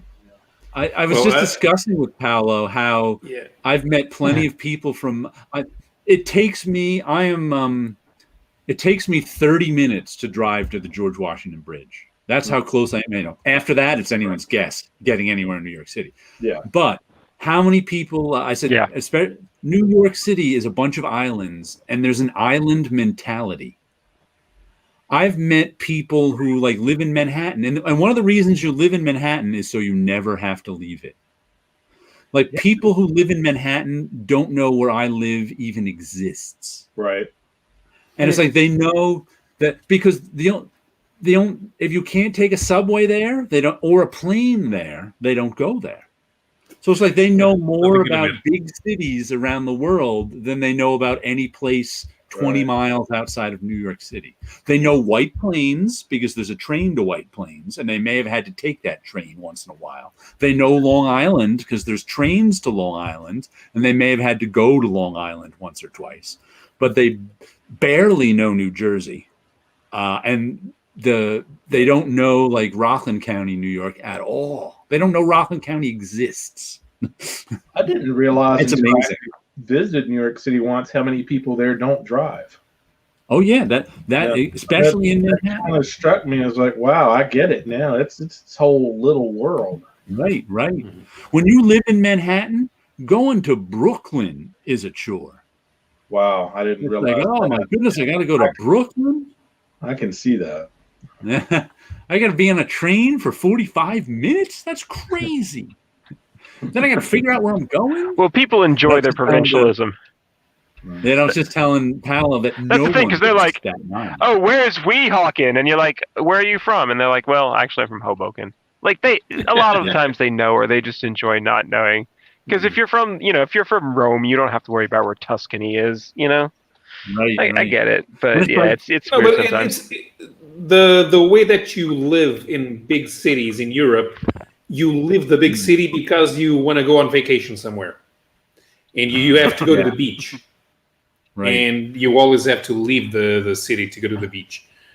And also, there's the eating. There's the eating part because in order to get that type of comfort food that you can takes 4 hours to eat, you have to leave the city.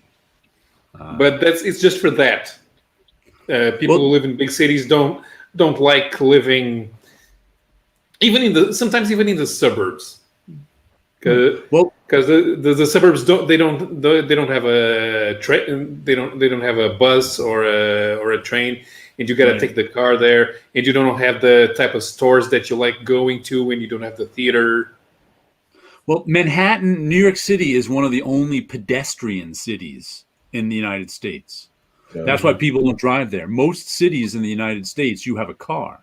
What? Because they don't have New York has a population concentration and seen the rest of the United States, and that's because most of the way that it was built. I'll go around and show you that in islands. There's no describing that. You have to see that. Have to see what? I think he froze. Jeff's yeah, he froze. Yeah, because Philadelphia, Los Angeles, Detroit, they're not like New York. No.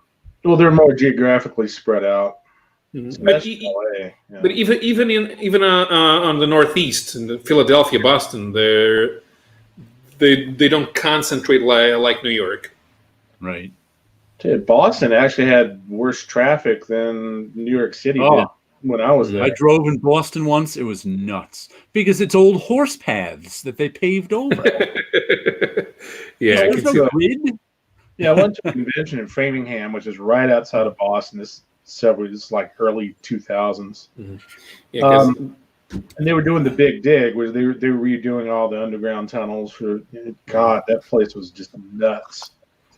Yeah, I drove in Boston once. I can remember coming up to this intersection. I'd call it an intersection, but it was like 5 or 6 roads coming together in one blob.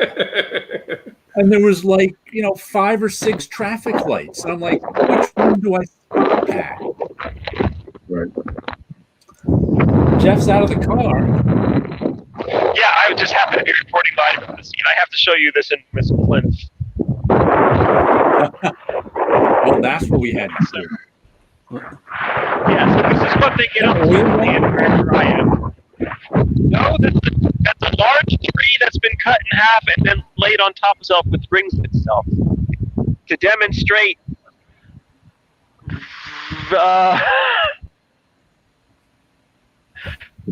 faith in Gru. Oh no, that's a rock. So okay, what you got there is a log, and then you got a rock, and then you got another log.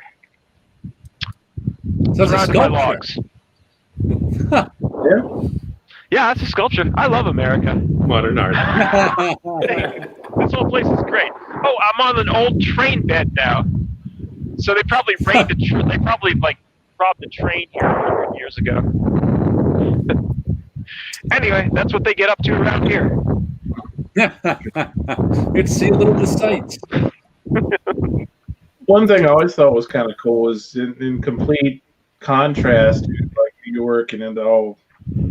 You gotta have if you look at the Bay Area out in San Francisco, within a 4-hour drive, you can be in any kind of territory that you want to be in other than the Arctic. Yeah. Beach, mountains, Wow. forest, everything that, every kind of different biome, for lack of a better word, is in a 4-hour drive. So I thought it was pretty cool. Yeah, there used to even be glaciers. Speaking of biomes, I want to show you this comic, which I feel a little bit ripped off by, but I really liked it. It's the Lock and Key Sandman universe crossover. And it was really good. And once again, it's Joe Hill and Gabriel Rodriguez. The art is just spectacular. And I'm not a huge Sandman fan, so I don't get all the Sandman references stuff. Right. But that's perfectly fine. But the reason I feel ripped off by it is it's a $7 comic that has 32 pages of comic and 16 pages of ads. And I think 16 pages of ads was just a little too much for my at least they're at the end, though. So good. I'm happy with that. Good. But it takes place in the last Lock and Key miniseries took place during World War I. And the Locke family and the young son, who was like 14 or 16, he was a teenager, wanted to use the keys to win World War I, basically, to defeat the Germans. And things went wrong. A couple of the kid ended up like killing his mother ended up dying accidentally from German soldiers. And he ended up being so distraught. There's one key that's called the Everywhere key, where you put it in a door, and you can. And if like I could put the key in this door back here and open it up in Paolo's apartment behind him, It's like the key can bring you anywhere. So it was like at the end of that, the teenage kid was so distraught, he opened up a key to a ship on the bottom. I think it was the Titanic. So he opened up a key, and because he was he was so distraught, he was trying to destroy himself and the lockhouse, and only ended up destroying himself. So now this one takes place a few years later, and his father and sister are just a mess, and his one sister is trying, and there's this other King Spoit in the house. And there's this other key that can make them talk to the dead. So she's talking to her dead brother. Her father's talking to his dead son, who's in hell. He's in like this World War I hell. And he's just like, just leave me alone. Stop bringing me back here. And so they decide, I think it's the sister who decides, she heard of some guy, like I said, this is just post World War I. So it's probably 1919, 1920. She discovered there's some guy living in London who has some denizen of hell trapped. And she thinks maybe if she can talk to this denizen of hell, she can get her brother out of hell. And so she goes over to this crazy guy's house in London. And who is it that the guy's got trapped in his basement, but the Sandman, Morpheus. And they have this whole thing too with, I think it's Morpheus's mask. Does Morpheus have this gas mask like thing? Yes. Where is it? Okay. Sure does. Yeah, I think that's it. Let me see. Where is it? I was like, I think there she is wearing it right there. Interesting. But anyway, she's trying to get her brother back. Morpheus, of course, won't talk to her. So somehow one of the, I forget the exact plot, tells her to put on this mask or whatever. And she ends up in this sort of dream world, which might be hell, I don't know, with Cain and Abel and the House of Mystery and the House of Secrets. Right. So for the back half of it, like Cain is giving her a tour of the house, which ends up looking like her key house because it's like whoever brain-minded is to find. So it was a really interesting book. I really enjoyed it. I just wish there were, it wasn't $7. Does Morpheus speak at all in the issue? No. Okay. I don't think he does. Curious. He made a drawing in Steam or something, but I don't think he refuses to speak. The reason I ask is always in the Sandman universe, anytime you speak, the speech bubble will be black and the letters will be white. And I was just curious if they did that in that book. I just wondered. He did not speak in this whole thing. Gotcha. Because the guy even said he hasn't spoken to me in the year I've had him trapped. Right. It's interesting because you have that because you know about the Lock and Key universe, but not much about Sandman. I'm the exact opposite. I know a lot about Sandman, but very little about Lock and Key. So he made this drawing. Do they go to Roderick Burgess's house? They would have Roderick Burgess. Is that the guy? That's the guy. Because that would be at the beginning in Sandman #1 when Morpheus is in.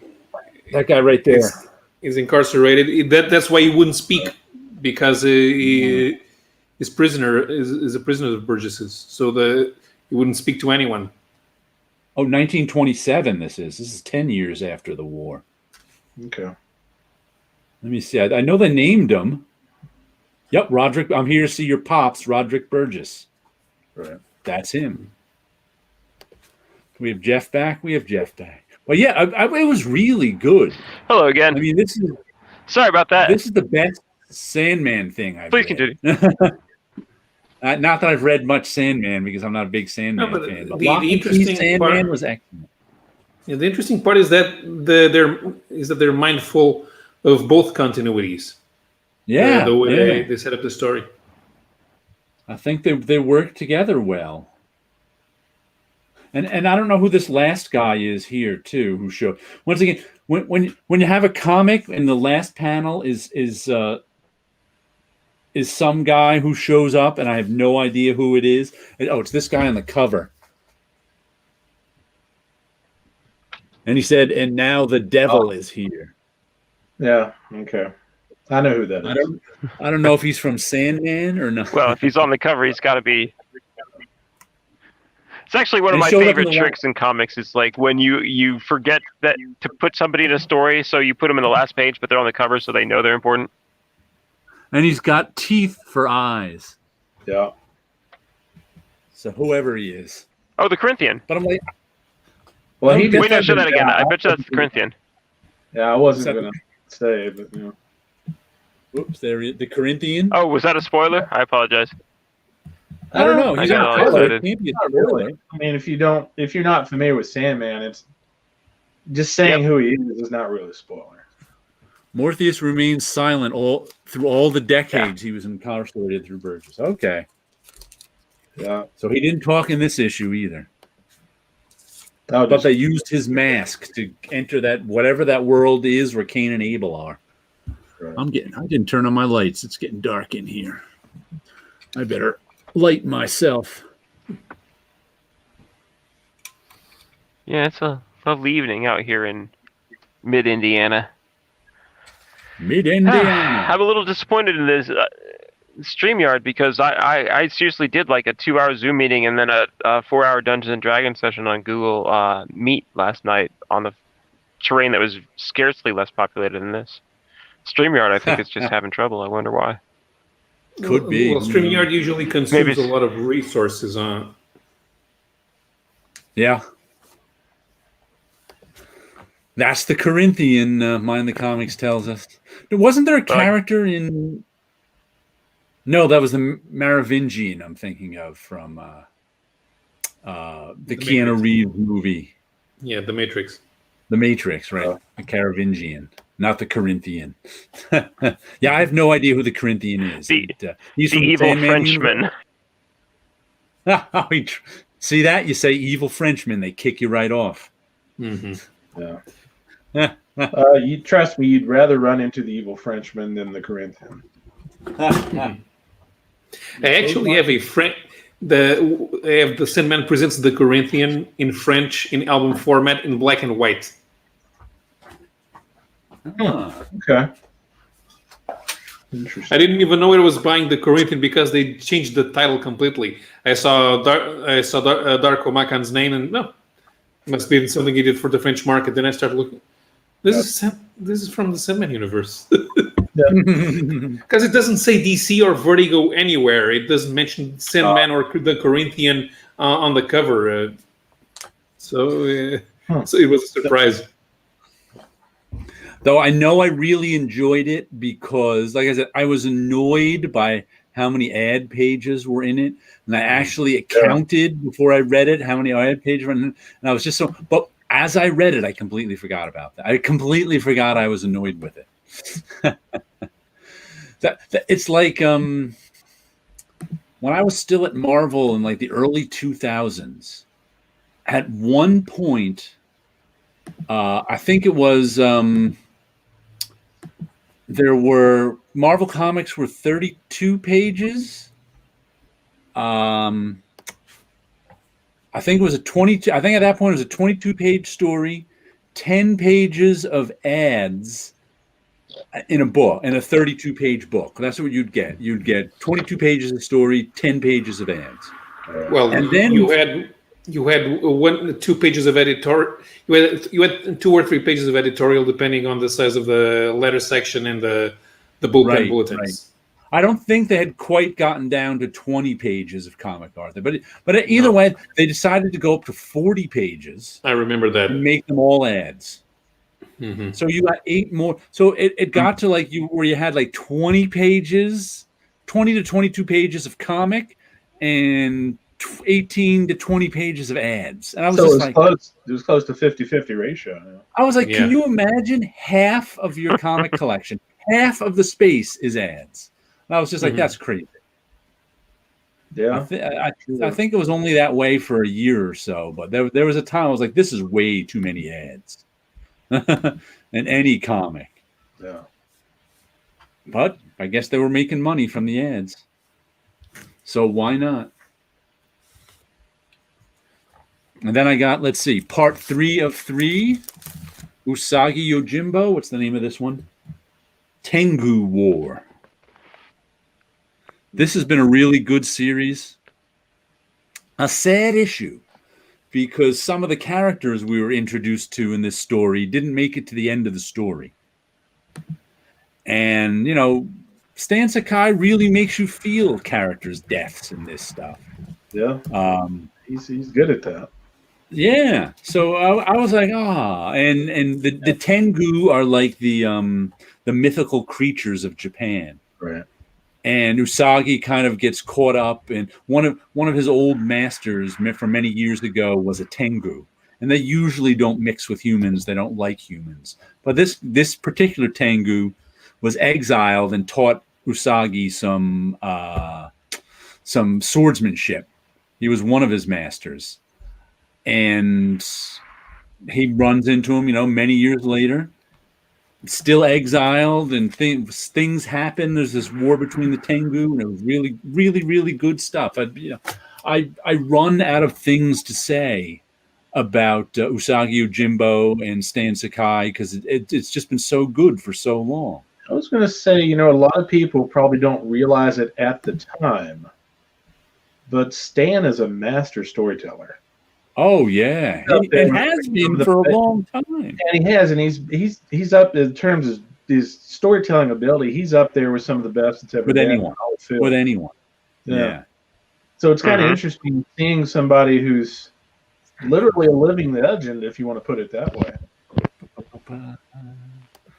I'm kind of surprising Jared wasn't into Sandman. There's a series you could give a chance to. I've read some. You know what it is? I have a particular annoyance with characters that are living embodiments of things. I don't. Right. Well, one of the things with Sandman too is at the beginning, the first 7 issues are kind of slow. It's like once you hit issue 8, that's when it really starts to come into its own and build up a little bit. I actually think Neil Gaiman the art's is a all good over the place writer too. Yeah, I think Neil Gaiman is a good writer. He just doesn't write to my taste in general. That's fair. So it's like when I say I don't like Sandman, it's not because I think it's bad. It's just because there's certain things, living embodiments of things is just such a weird shortcut to me that I find annoying. Yeah, I get the feeling you might like his short stories better than you would like Sandman itself. I love the stuff in general that Craig Russell adapts. But that's just Craig Russell is a master storyteller. Like Norse mythology, I love. Yes. No, but I see what you're saying. Like there's something about modern fiction where they you have things that are too close to just like living archetypes. It creates situations where saying I'm Batman comes across as good dialogue. Where all he's saying is I'm Batman. He's just listing an attribute of himself. I'm Batman, but it's brilliant. Or is it? Anyway, but sorry. You see what I'm saying? Like when you have when you have someone who's the living embodiment of death, of sleep, of whatever you got, of nightmares, you automatically that means something to us. It's like a shortcut to, and they kind of have to. They now have to act within that realm. As I find it entirely predictable. Even though he may do other unpredictable, I can't get into it, is what it is. Well, you can make an analog, too, that the different members of the Endless are more like Greek gods in that regard. Yeah, but why not just use the Greek gods? Yeah. The Greek gods are far more interesting. Because when you're making an analog to the Greek god, you're kind of stuck keeping it an analog to the Greek god. But when you make it the Greek god, you can go off in many different ways with that Greek god now. You're not stuck with an analog. Yeah, you've got a bit more personality. It's the difference between 2001 and Star Trek: The Motion Picture. You know, sometimes people want to see these sort of intellectual exercise characters, and Dream and the Endless definitely danced on that edge. I think that one of the reasons Neil Gaiman is so popular is a lot of people like living embodiments of things. I think a lot of people, it attracts them. They feel something for the character. I just don't. They want simplicity. The House at the End of the Lane by Neil Gaiman is a short book, but oh my God, what a world he creates. I'll have to check that one out. I read American Gods every year. I wouldn't actually hold up American Gods to a new gaming readers like start here, but Yeah. I'd recommend Neverwhere. No, not me either. But I thought Good Omens was really good. Neverwhere is still my favorite. I think And I'll give him this. Like, Neverwhere is kind of the most Douglas I Adams that Neil Gaiman gets. yes and no. Some of his other short stories are even a little more Douglas Adams in some places like that. But yeah. That just reminded me. I had a thought when we were talking with Sleepy Reader a few weeks ago about Watchmen. Mm-hmm. I think I was trying to articulate a point then that I don't think I quite got across. But I think my point with Watchmen is, besides that it's not my favorite book, is that I think holding up Watchmen as sort of a standard bearer for comics is a bad idea. When someone says, "Well, I never read comics. What Watchmen? What comics should I read?" I think giving them Watchmen is a bad idea. Because Watchmen is really it doesn't work very well. Advanced. No. Watchmen is advanced. Watchmen is a comment on superhero universes. Right. That if you don't know anything about superhero universes, you'll have a tough time understanding most of the points. I mean, I guess it would work on a superficial level. I mean, it's well crafted and a well told story. I mean, yeah, it's a good vehicle for showing somebody who's already somewhat knowledgeable about comics, or at least superhero comics, is to what done with the medium. Right. Well, the problem is that it has mass impact. Yeah, the problem is the perception of comics as being exclusively for superheroes. And then superhero fans try to show Watchmen, this is good. Well, that's probably the best superhero story. But you shouldn't show that to people who don't care about superheroes. Right. Yeah. I think that's the it gets held up as a standard bearer for comics in general so much that I'm like, I don't know if that's a good standard bearer. Yeah. I think I'd like to point out that 62 Lefty Blues says there could easily apply to both American Gods and Watchmen. I think he means American Gods, but it sort of works both ways. Yeah. I think that's an interesting idea. I've been messing with Greek mythology a lot. Yeah. And I think there is a lot of Greek mythology mixed in with Watchmen. Like, not just the shoulder of Pallas thing, but I think there's other stuff in there too. I don't know where it is. I mean, I'm not that good at mythology. But it seems to me like that's the sort of shit that Alan Moore would do, is encode Euripides into something for no fucking reason except to impress himself. You know? Well, there's a YouTube channel I watch. What's it called? The Black Tavern. Yeah. It's this guy over in Europe. Is he Scandinavian? I forget what he is. His family, I think his family is original somehow from Norse from up there, but I don't know where he's living right now. But he's very into the stories his family has passed down to him, and he tells those stories on YouTube. Right. And he's really good at it. And it's like, so sometimes when I see these modern takes on fairy tales, I'm like, wow, the old fairy tales are so good that it's tough to compete with modern takes. Yeah. Because when you hear the original stories and you understand the context with them when they're created, they're so good and they're so rich that some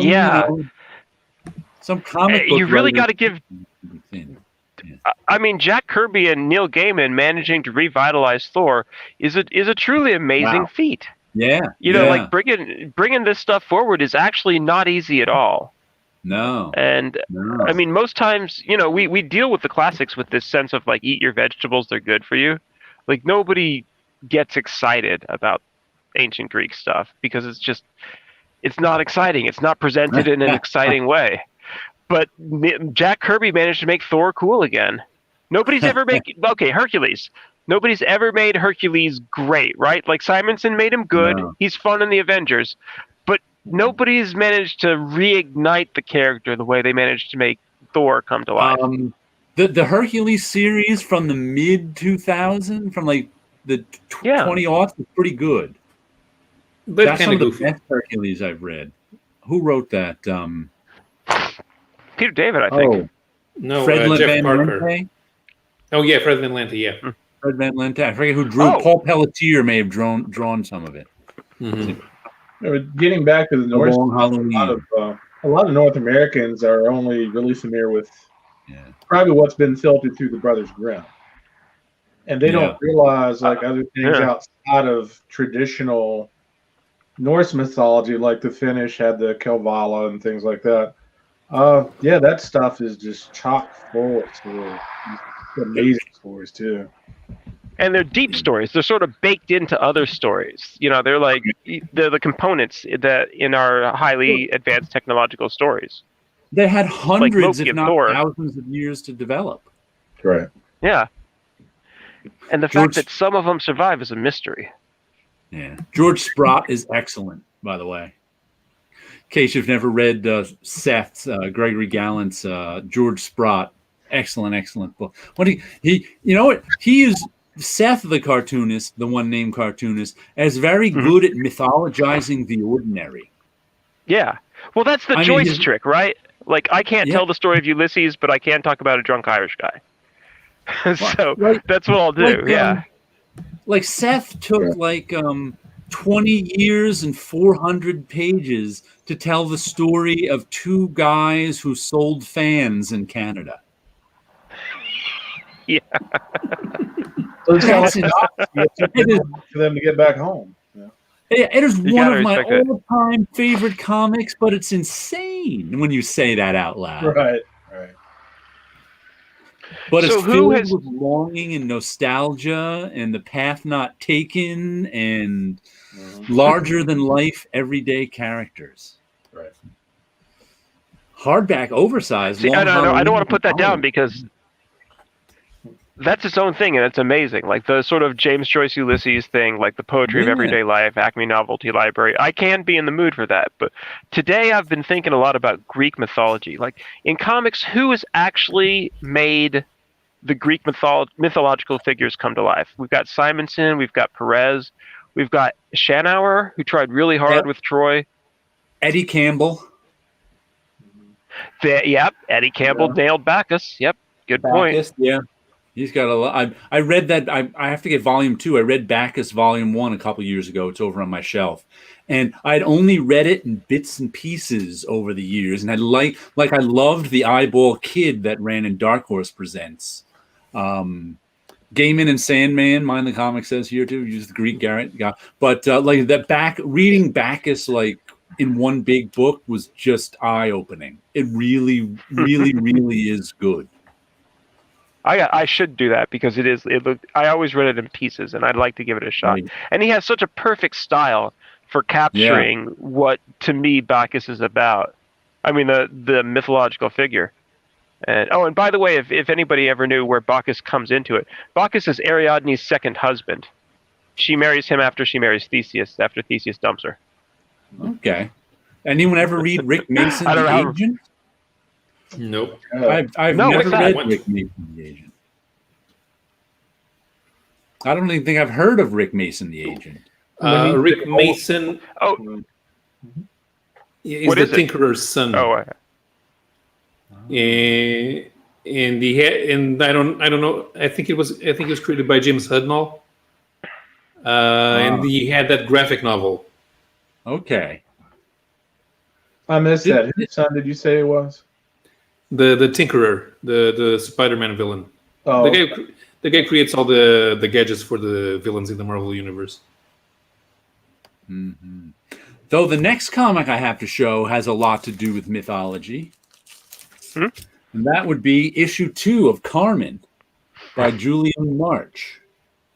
Which, it's funny. I thought it was turning into one thing, and it turned into another. So let me show you a few pages in this because it's a beautiful tour de force of art. It's just the first, I don't know, quarter of it is this woman who died last issue flying around the world. And she's I think she's seeing places in Europe here too. I think she went to, I think it was Italy.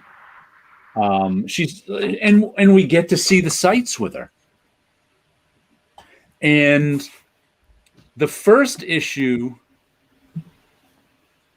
was kind of very thoughtful and I found it very good too, because like maybe the first third of the first issue introduced us to this woman. We saw her as a child. We saw her grow up. We saw her with her childhood friend who she loved her whole life, but he didn't love her back or something. And then we saw Carmen, who's some sort of angel of death thing, come down and take her away. And we saw she committed suicide, and she was talking to her, teaching her. It was very, very thoughtful, lots of good art, but not an artistic tour de force. Like the first third of this is all about the art. It's all about taking us on a journey through the sights of wherever this is. And I was like, I wonder if he's doing that with us now. But then it went back into his thoughtfulness, where she suddenly sees her old boyfriend and relives part of her past and gets upset. And then our friend Carmen, the angel of death, shows up, and it turns into this thoughtful dialogue between Carmen, the angel of death, and this woman who has just died and thinks she's in a dream. She doesn't really know she's died. And it's just really, really well done. I have to say, I enjoyed the second issue as much as I enjoyed the first, even though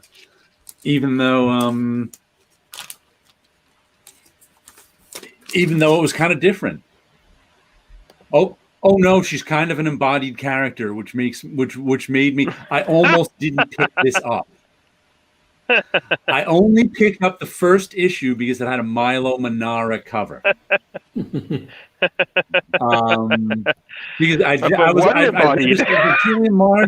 I don't know. Oh, Angel of Death. Oh, come on, not another Angel of Death. I can't deal with that. And I wasn't gonna pick it up, but then I saw the Milo Manara cover, and #1 really did it for me, and I was like, all right, I'll pick it up. And then I really liked if I can get past sometimes I have to get past my own prejudices in order to like something. Yeah. That's another one like that was the TV show Dexter. A serial killer who hunts serial killers. What a stupid idea. That elevator pitch is the dumbest thing I've ever heard. So I didn't start watching Dexter till the first season was almost done, because I couldn't get past that stupid idea. When I actually watched it, they made it work. Right. I was like, oh, but that happens to me sometimes. Well, they'll go off on a weird tangent. We're all sometimes, like I said, we got to get over our own prejudices. We judge things before we read. One of the reasons you picked that book up is because it had a cover by Milo Manara, and then you're talking about the artwork inside showing different European vistas. Yeah. While you were saying that, it made me it made me think about this. I want to see a Batman story that's told from somebody who has the same artistic style as Francois Schweiten. If they had somebody like that, Francois Schweiten is the creator that does the Obscure Cities series. Yeah. Okay. If they could find somebody like that who could create that type of version of Gotham as its own character, I would be interested in seeing a Batman series that was done in that style. Well, they're sending Batman to London, and he's got goggles on his head. Yeah. It's steampunk. They've got a gear on him. Doesn't his mask have lenses? Why would he need goggles? He's got Catwoman has goggles on her forehead sometimes, pulls them down over her eyes. He's got them on his head. Yeah. Victorian fashion is back right now. It is weird. Like corsets are in. What's that show, The Nevers? Where we're just like, we are strong, empowered women with superpowers, and also we wear corsets. Mm-hmm. Fiction is where you can have it all. So why not? But yeah. I mean, if that's what they want. I don't know. I don't think anything will ever be more Gotham than Chicago.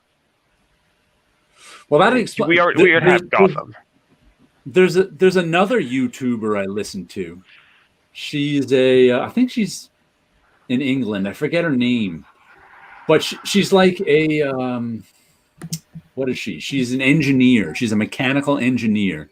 And she just likes to come on and sort of talk about the gender roles and all sorts of whatever comes into her head. And and she's not a girly girl either. She's because I watch it. It's funny. I watch a lot of girly girl YouTubers too. One of the first things I watched on YouTube maybe 15 years ago, I don't see them so much anymore, is makeup tutorials. For some reason, I watch because it's women. They're like watching painting tutorials. Exactly. There's actually a lot of really good facial reference in there too, because they're like showing you like the structures. Yeah, it's fascinating. But yes, I agree. Maybe 15 years ago, I watched a lot of makeup tutorials, and some of that, there's not many, but some of those like channels have hung around and led me to other channels and stuff. And this one woman, like she doesn't even wear makeup. This particular one, like she's not a very girly girl. And one thing she said she had a video this week about why women wear makeup. And that's just one of the things she likes to contemplate. It's not like she has any answers, but she likes to contemplate stuff. So I like that about her. And one of the things she said that really struck me, and the corsets brought it up, is that in human beings, it feels good to be looked at and admired. Yep. And I was like, you know what? That never really struck me, because you know what? I'm not one of the beautiful people. I was never really looked at and admired that much. So it never really struck me that if you're one of those people, those beautiful people, and it feels good to be looked at and admired, that's why you're going to wear a corset. Not even with one of your new jackets? Yeah. Yeah, absolutely. Right. Absolutely. I mean, we get into this like weird social dance where we don't want to admit that, yes, women and men actually like each other. It's not all one way. Like, we actually agree that we are both attractive and annoying. Like, that's everybody agrees with that. It's universal. But yeah, like for me, a big breakthrough was actually when I was at a. Yeah, I actually know some people that have a crush on Darren, but I'm not going to say. You're gonna love me for my personality, not for my beauty. That's secondary. I was at Comic-Con 2010 in Austin. You can actually look this up if you care. And this girl showed up dressed like Poison Ivy, by which I mean she had decorative ivy over her boobs and her butt, and she was walking around. And I was like, it's literally rude to not stare. It's not like she was on the way out the door and she's like, oh, whoops, I only wore my decorative corsage. Oh, darn it. I hope nobody notices. Like, come on. So there's being rude, but there's also a level of appreciation that I think is perfectly fine. I think now after watching that video and hearing that woman say it's like, it feels good to be admired. I think I'm going to have to come up with, because I never know what to say when a woman's walking by in a Poison Ivy costume with just looking good with this. I want to have to think of some things that have to do with admiration to say, right. You don't have to say anything, but you could also just be like, yeah, hey, I hear you have power over plants. It's like, I usually just play it off like nothing's happening, but yeah. Yeah, and then she comes back at you and says, I see your little book there. Carmen was advertised as from European artists in previews, and this is the translation. Yeah, we thought it was already. Was it already? It was already published in Italy, right, Carmen? No. It's made for the American market. Okay, much like Deep Beyond is Italian but made for the American market. Yeah, because it's not in the square format. Yeah, but it'll be published over in Italy. Yeah, if you're an advertising guy, you would have had to tie it in San Diego Comic-Con, say where in the world is Carmen, and you took San Diego. But getting back, we're talking about makeup tutorial videos as being a tool for artists on YouTube. Yeah. Made me think, if the human race doesn't blow itself up in the next 5,000 years, can you imagine 5,000 years from now an archaeologist is saying to another one, so how the hell did they do this before they had YouTube? That is like the tool for a sociologist or an archaeologist, is like, that's a godsend. Yeah. Yeah. Yeah. I guess blending techniques were passed down from mother to daughter or something. I have no idea. Right. You had to learn. You had to go to cosmetology. Someone had to show you. Yeah. It's a skill. It is definitely a skill. Yeah. But yeah, it's something that I observe from the outside without participating in. So I think it's cool they know how to do it. But yeah, who the hell knows how they do it? But it's cool. You know what it reminds me of? Warhammer miniature painting. And I aware that's probably the nerdiest thing I've said in this entire show. But it's a lot of like highlighting and shadowing, right? Yeah. Contouring, you highlighting shot. That's what it is. Cavern was made, but it reached most European countries some years. Okay. That's just reaching us now. Gotcha. No, I hadn't heard about it, but given the way that the story was structured, I thought it might have been made for the American market, because that's not how Italians publish, and it's not how French publish. Right. Yeah. What publisher is it? Did you all say what publisher it was? Let me see, because it usually tells who at least the studio or publisher is. At least Deep Beyond did. Image Comics. No, we only have the Image Comics in the. Let's see. Carmen, originally published in French edition Dupuis in 2020. Dupuis. Really, that's an album. Huh. Okay, so Dupuis in 2020. But it doesn't look like it came from an album. No, this did not. It does not look well. No, it's full bleed. Maybe. I don't know. It's tough to tell. It could have been in an album, and they added some more full. Yeah, because as we get on into these pages, you know what it is too. The as I'm noticing going into this, because there's full bleed stuff like here, and then there's these pages here. But what I think it is I think they're pushing the copy lines. Yeah, this could have been a French album, but the copy safe area in American comics publishing has expanded over the last, I don't know, few years, where it used to be, if you look at all my time at Marvel, the copy safe area is, there's two things. There's full bleed. Full bleed is when something goes right up to the edge and off the edge of the comic. That's called full bleed. And non-bleed is when that doesn't happen. When let me see, there's a lot of full bleed in here. That may be what's fooling us. Like if we look at these pages, nothing bleeds off the edges. And comics, the margin, and there's what they call the copy safe area, and that's where the printer would always guarantee you that the will always print, nothing will trim in that area. And if comics going back through time, that area was always a half an inch in from the edge of the page. Now that area is a quarter inch in from the edge of the page.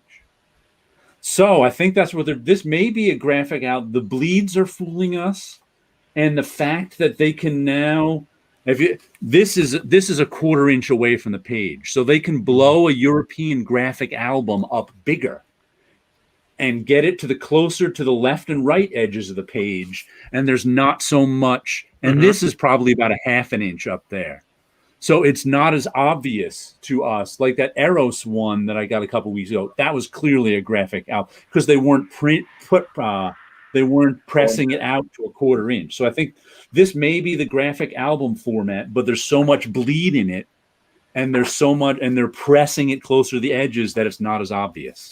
That could be it. I would think that because it's just a little bit wider, right? Yeah, it's a little bit wide. But when the graphic novel album format is squarer, so when you only push it out to half an inch, that means it's much shorter than American comics. When you push that out to a quarter inch, it grows taller up to half an inch. So the top and bottom borders are half an inch, which is an old American comic. We're used to it. And the sides are the quarter inch. I hadn't noticed that before. I just looked at it right now. But I think that's what if the people that are doing the graphic formatting, adapting it from a European album, maybe they're just getting better at that thing as time. Yeah, I think so. That's why they're also getting the full bleeds. They might be like like they might be doing this full bleed stuff with more bleed in the European version. Right. Like that way they don't have to. Yeah. Because if the American version wanted that full bleed, they'd have to art correct it. But I imagine the European artists, if they're going to sell this in America, they're like, we'll put another half-inch of bleed on the top, no problem. And, you know, so I imagine they're doing that. The numbers were close enough that I bet you just a little bit of juicing would do it. Yeah. Yeah. Nice. You know, the French usually are a bit traditionalist when it comes to bleed, but now remember one book. Let me check, and I'll bring it over so I can check. While you're doing that, Paulo, just say to Jeff, if you like Warhammer, there's a book that's coming out on the history of Games Workshop. Yeah, there is not a lot of I do like Warhammer, and I would sort of enjoy reading that. I like Warhammer a lot. I love the 40K universe because it's so berserk. If you like, there's another work that's. Mm-hmm. I was going to say, if you like fantasy role-playing games, there's a book that came out that's called, I think it's called Empire of the Imagination.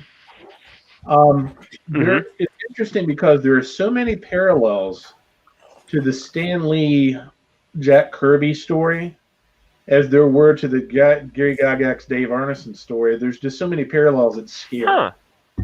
It's like you could almost rewrite the entire article and just switch out the names. It would be a pretty much a mirror version.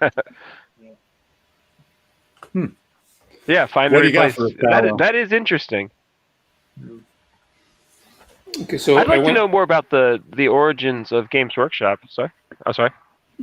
I just got something. Yeah. So okay, when I got this book, which is this is La Mort Vivant. This is a Portuguese edition of a French album adapting a French science fiction novel. And well, as you can see, the majority of pages are at the traditional landscape, more traditional format. But then we got some of these, and so as you can see, you have full bleed, which is not normal. Right. And then we have one that's a full page, and then the next one is. It's interesting that you're mixing in the pages, like the gutters and everything are black on some pages and white on others. That's interesting. Yeah. Mm-hmm. Yeah, but I imagine they were influenced by sort of a Dave McKean feel. Yeah. They were saying, why aren't we doing full bleed? Yeah. And the last comic I got this week was Terry Moore's Serial. Oh, wait, once again, Terry Moore is one of these guys I run out of superlatives for. I've been buying his stuff for, 25 years now, 30, I don't even know. I probably started sometime in at least the early to mid 90s. And it's always good. This is Serial number 3. This one is about his character here, who is who looks like a little girl, but it was really an ancient demon.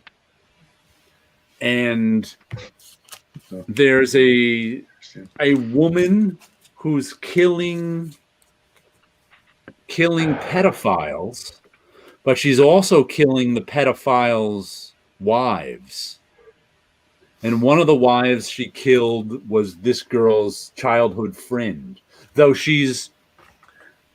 I think she's the ancient demon and the child. Like the ancient demon, I guess, took over to the child's body. So she's still the child. She has all the child's memories, but she hasn't grown.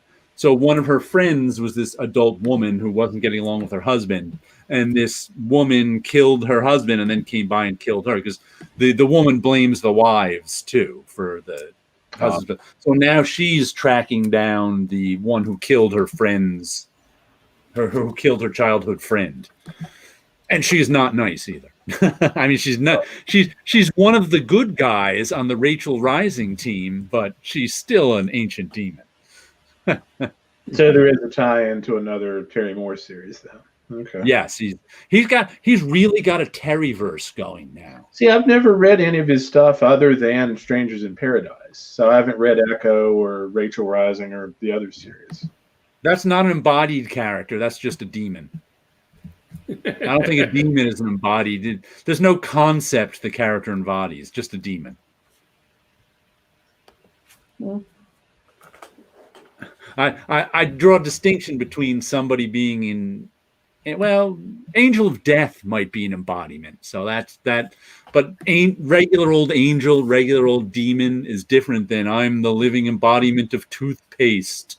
Let's team up with the living embodiment of dreams, and we have to fight the living embodiment of the moon and his brother, the living embodiment of the spoon. It's like, It would be interesting to me to see a writer do a demon as an analog for the trickster god. Coyote. Okay. That was he was the trickster god way back. Who did Steve Englehart? Why do I have the last name of Rogers for Coyote? Marshall Rogers, yes. Marshall Rogers and Steve Englehart, I think, did Coyote. I'm a big Coyote fan, but I've never read any of it. Oh yeah, I always liked that. He was Native American trickster god Coyote. Right. Gotcha. He acted like it. That was fun stuff. But I can see a demon as being just a trickster in and of itself. So that would be interesting. I guess that would kind of be the new Loki. I like to read a book with the living embodiments of mundane everyday objects. Dishman. We had a TV show about that. It was called Seinfeld.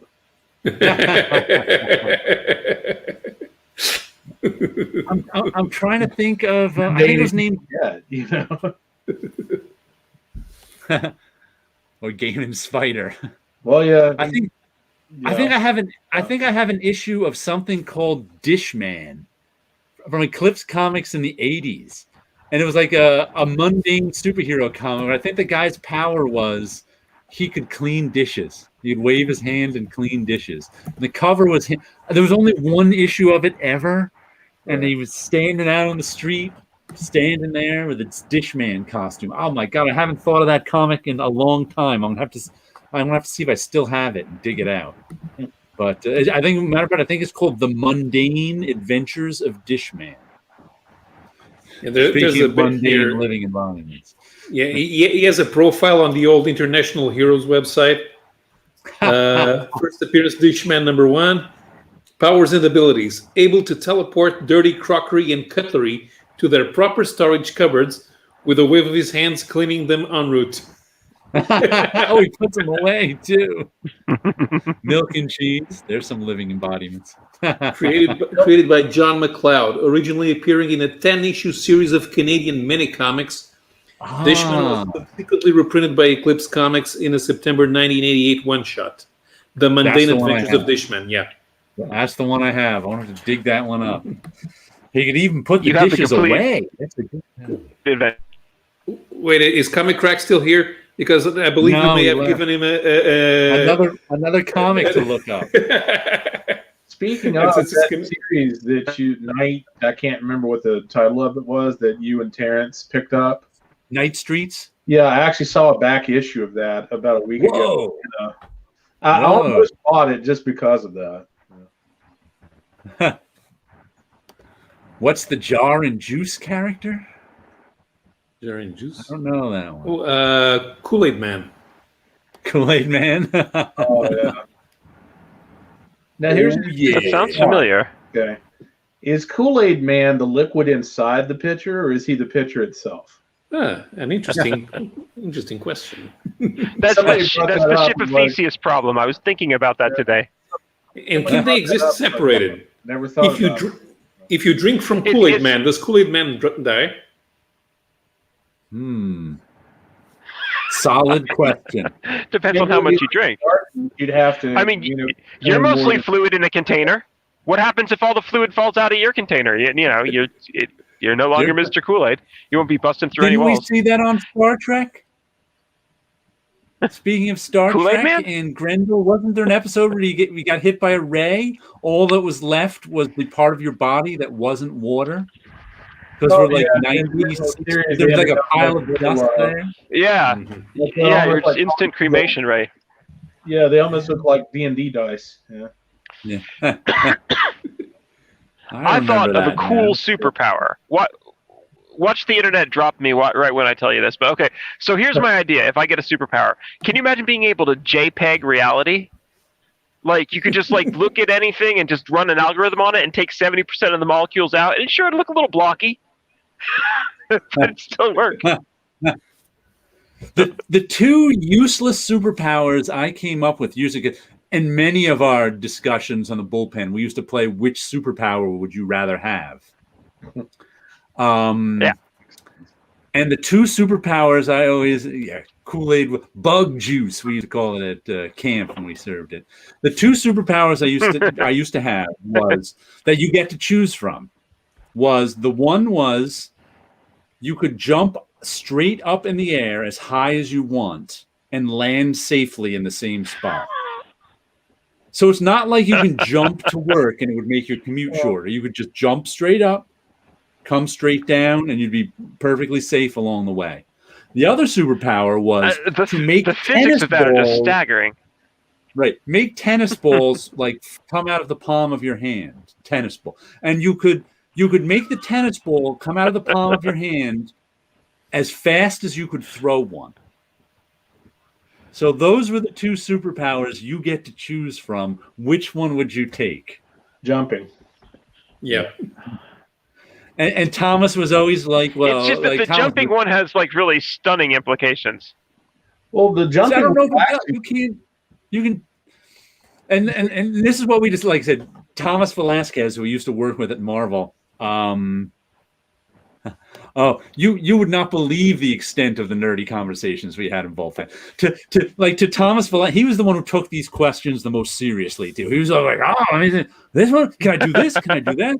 Right. That's how we got to how he's like, well, how hard can I throw them? He's like, well, can I train throwing tennis balls to throw? I'm like, yes, you can train throwing tennis balls and they'll come out as fast as you can throw them. And he was like, can I fill up a whole room with tennis balls? I'm like, it works like Green Lantern's ring. If you have the will to fill up a whole room of tennis balls, you can do it, but you need the will. It's like, To get back to the jumping thing, being an old school basketball fan, like I've actually seen a human being do that. It was Dr. J. That's right. Maybe you could use that in basketball. Yeah. Wait, well, hold on. How high can you jump? As high as you want. Okay. Well, I mean, can I make it to outer space? Mile in the air. You can't jump as high as you can without leaving orbit. You know. Because you've got the Earth rotating under you. I mean, so like. Yeah. You're not going to land. That's all taken care of. You've got nothing to worry about. It's magic. You land in the same spot. Well, it's not that I'm worried. It's that's like the Invisible Woman, like when they gradually realized the Invisible Girl had the best power of all of them. Like, that's really pretty physics bending. Like, if you jump off like this, and then you go up and the Earth rotates under you, and then you come back down and you land like this. No, you can only go straight up in the air and come straight down. You're going way faster at the apex.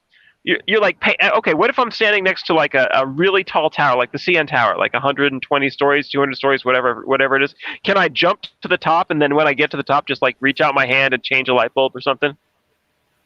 No, you come right down. Because that'd be really profitable. I mean, but could I step onto the gantry? No. Because I'm going straight up like an elevator, right? Yeah, you're going straight up. So something interrupts my flight in the middle. You'd have to calculate your jump where you're close enough to it where you could grab on when you got to the apex. Yeah, but I can grab on, right? I don't know. I've never thought about that before. Because that becomes very fucking profitable. Leaving Rito will bump his head every time. Yeah. See, that's it. You can't jump. You can't travel as you jump is the thing. Yeah. Because Thomas wanted to jump to work. He didn't cut down his commute time. I'm like, no, that's not the power has to be kind of as useless as possible. That's why I have to try and it is very difficult to come up with a useless superpower. Yeah. No, that's a really good one. That's sort of why I want it. Because if you get up to the top and you like unwheel your bat wings, then you can glide to work, right? You can pick coconuts. There you go. See, that's so cool. That would also come in really handy if you're in a place where it was flooding. Oh, dude, linemen get paid. Like, linemen get paid, and now you can get out there and do all that work painlessly. Like, you can go up there and repair those giant windmills. Like, you don't even need a truck. You can just be like, yeah, sure, I'll just reach up there and switch that light bulb out. Yeah, man. That would be like the ultimate embodiment of bungee jumping. It's like when you get to the point where you're going to do your work, you've got a very limited window to do that work before you start falling back down again. Wait, I just remembered something. If we're in a flood, we jump and then we come back into the water. But can we keep jumping so that we don't drown? Yeah, I guess so. Yeah. But when you hit that water, I used to do that. Don't you do that when you're in the pool even to this day? Like, you jump along the bottom. But if I'm going a mile up and then a mile back down again, either I'm either I'm causing a sonic boom on the way up or down, or the Earth is appreciably rotating as I go up and down again. So didn't they use that Golden Balls guy in one of the latest the latest X-Men story with that island they're all on now? I think I read something about they used him for something. That's awesome. Yeah. To shock the leafer. Whoops. No. Every time you Jack Kirby change the light bulb, you have to say Zootalours before you fall back down. Jack Kirby did not understand the French. Your tennis balls, I guess you could do that. Yeah. That's very profitable. I mean, you're a factory all of a sudden. You'd get bored though. Just sitting there going,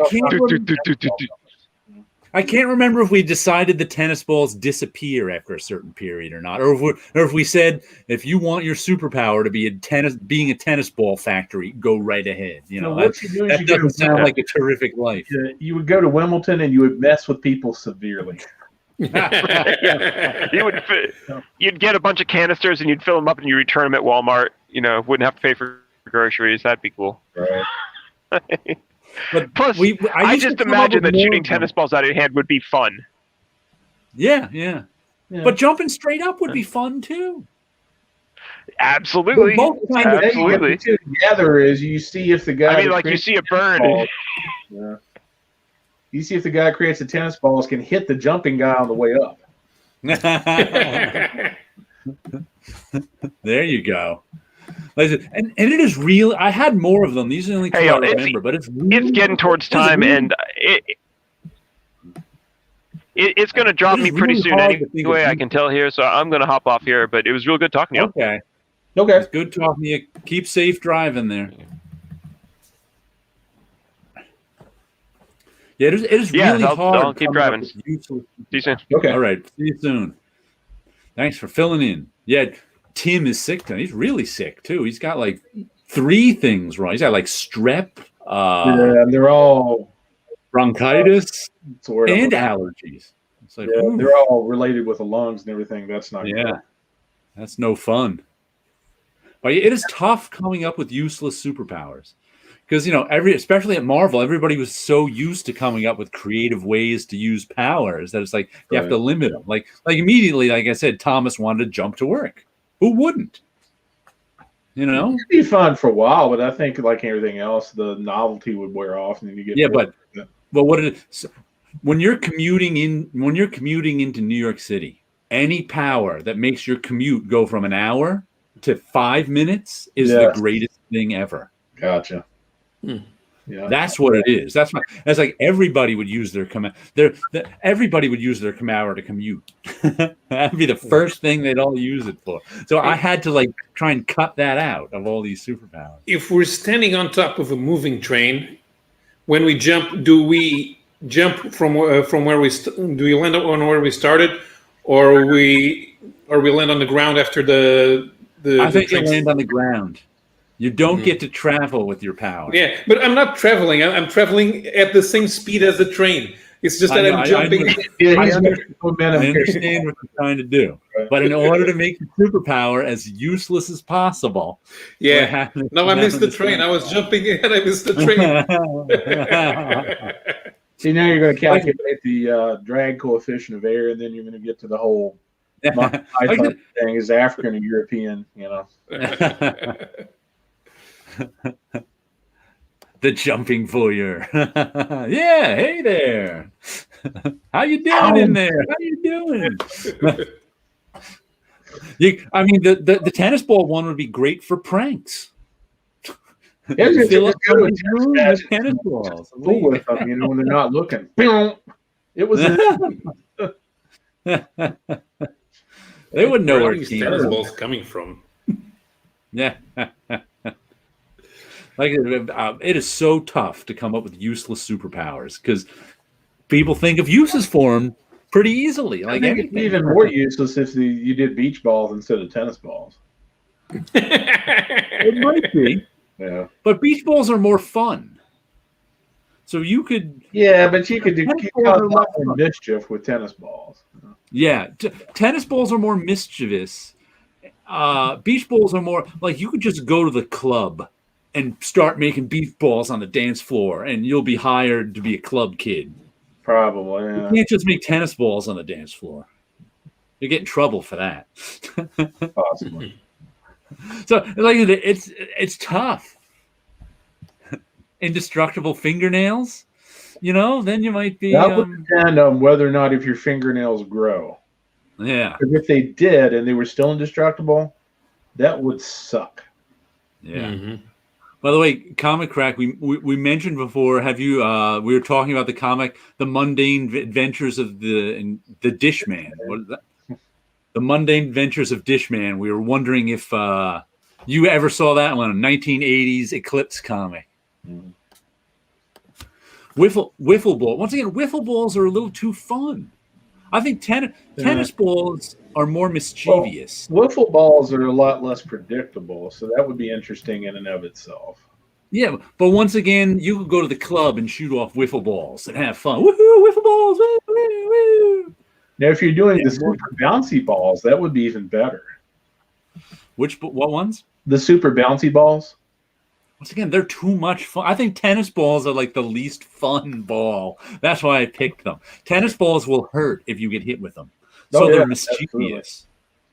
I feel so sorry. When I was, I think it was my first year of college, me and my mom went out to play tennis. And I could always serve really well. I could serve like over 120 miles an hour. If they hit it back, I was in trouble. So I just served. I wasn't thinking about it. And I served, and bam, I see the ball, and my mom's not reacting, and it hits her right between the eyes. Knocked her down, and I felt so bad. I had to go over there and help her back up and everything. But God, I felt like that tall all of a sudden. Eclipse complete. Well, The Mundane Adventures of Dishman was fun. It's still in my collection. I haven't read it for years. I just thought about it tonight and want to dig it out. And I don't know. Was this one of the Grant Morrison X-Men? The Square Meal?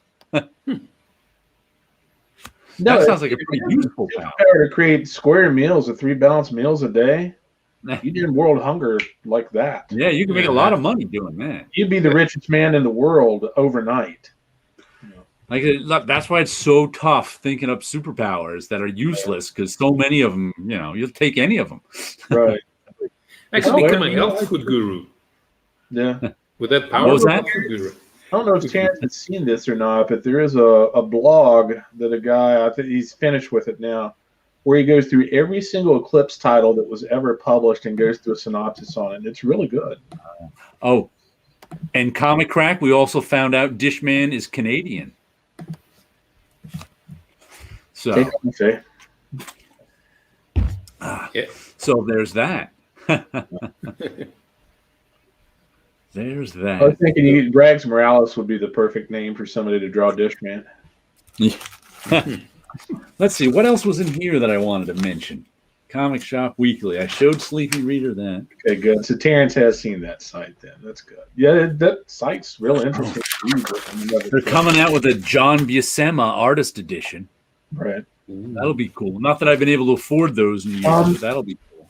If it interests you, there's a website that's called the Artist Edition Index, and the guy there also has a really nice podcast where he goes into all things artist editions, artists and editions. I usually go right to IDW's website. They have them all there. Right. But I've lost track of them because there's so many. Yeah, they in the past couple of years they've really slowed down on the production of them too. Yeah. They're putting out the Artisan edition of Steranko, which is the smaller trade paperback style one. I have the giant oversized one of that. I don't know if I ever made a video of it. I don't think I made videos of my earliest artist editions. It was before I was doing that. But yeah, a lot of DC stuff in this one. Yancey Labatt drawing some more superhero girls. Yancey Labatt is a guy I worked with at Marvel. He was one of the Romita's Raiders. And he's made a nice little living, cut out a nice little niche for himself these last, 10 years, drawing the superhero girls. Those graphic novels for young girls. So he's been doing a good job with that. That's cool. Terrence's Uncanny Eclipse Radar. Yeah, he's seen that site. It's fantastic. I wonder if Terrence had a superpower, if he could go back in time and prevent the Eclipse warehouse from getting flooded out. But they'll just be dinosaurs take over if he does that. We've seen. Yeah. I wonder if they ran out of easy to find original art, or if sales tailed off of those. I don't know. I imagine sales tailed off because it was in the beginning. I was buying tons of them. But then they just became overwhelming, and I didn't have the money. And well, I think with COVID, I imagine a lot of people were like me. I think with COVID too, they found it harder to fit something into a printing schedule. Right. This is even before COVID. Right. Before COVID, just. I mean, Grant, there is an issue with finding all the original art for certain things. Yeah. Oh, yeah. There always is. But it's like, and when they first came out, I had a few friends. Like there was me, my friend Ed Murr, Bob Wyachek. We were all buying a new one would come out. We'd all get excited and buy it. And then we got to the point where, oh, you buy that one, I'll buy this one, I'll buy this one. And then all three of us kind of stopped buying them. So I imagine that had to happen with more than the three of us. I just bought the ones I was actually interested in. Yeah. Well, in the beginning, that's just it. In the beginning, I was interested in them all because there was, a lot of good stuff. And then I got less interested in them. And then just kind of faded away because I didn't have the money. And yeah, see, that's the other unfortunate thing is they're expensive. Yeah, they're really expensive. They're probably I don't think I've paid more than $20 for a comic. Really, I never buy back issues, so I never buy expensive comics. I think those artist editions were the most expensive thing I've ever bought as a comic, sort of, even though they're not really comic. They're not the same thing. But I've spent $125 on one of those. I've never spent $125 on a single comic. Yeah, I was talking to Sleepy Reader last night. The most I ever spent on a book was Plus Publications did a book on the Prince Valiant page, which is Gary Johnny's run during Prince Valiant, where he talked about how he worked on the strip and things like that. But that one came with original preliminary pencil drawing, which is really nice. And that's by far the most I ever spent on one individual book. It was pretty pricey. I think I've bought way more expensive books than I have expensive comics. I mean, it's not even close. No, by expensive, I mean anywhere from $50 to $150. Yeah, I've spent a lot more on individual books like that than I have on comics as well. But often the books are filled with expensive comics. So when you break it down, some of these $50 books I get, that's sometimes you can pay $35. It's like $3 to $5 an issue, which really isn't that expensive when you break it down per issue. So right. Mm-hmm.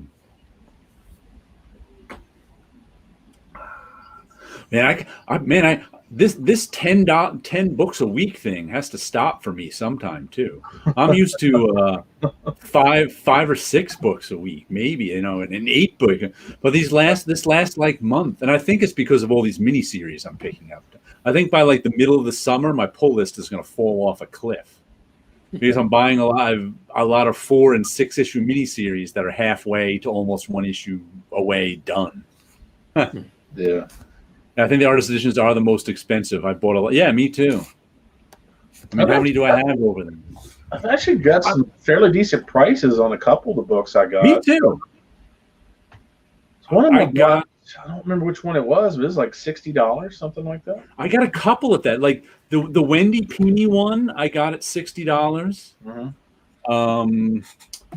I think the RoboCop Terminator one I got at $60, and the Usagi Yojimbo one, I think I got my LCS owner gave it to me at cost because he ordered it by accident. Right.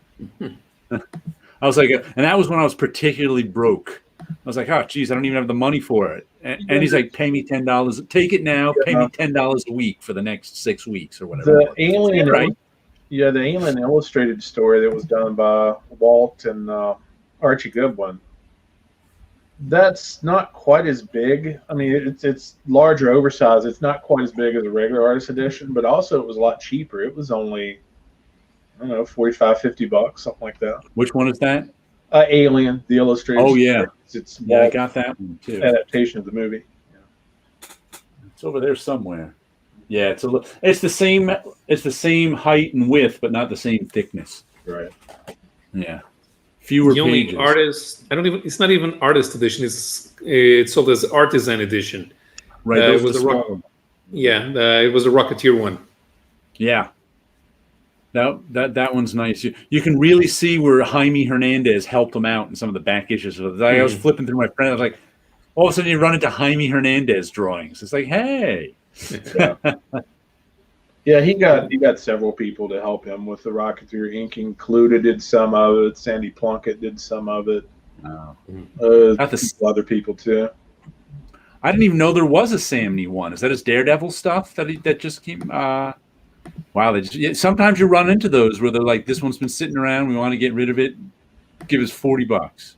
Yeah, I was at I went to a very small local show a week ago or so, and it wasn't very many dealers there because of COVID and everything. But one of the guys had one of the EC artist editions for $200, and I was looking at it, I was like, that's tempting. Yeah.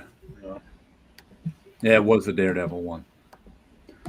All right, well, maybe we should call it a night. Things are winding down. We've been on for over 2.5 hours. Now that I woke back up again. Yeah. Now that he won't be getting back to sleep tonight. Probably not. No, I'll probably wait till 3 or 4 in the morning, I would imagine. Wow. Those are crazy hours to me. I can't. This week I was up at like 5 a.m. at least 3 times. And I was like, oh my, I usually get up at like 10 after 6. So when I wake up at like 5 a.m. and I usually just stay in bed too, but I'm like, oh my goodness, I want to, because I know I'm going to be tired during the day. I get it. Sometimes I just can't sleep.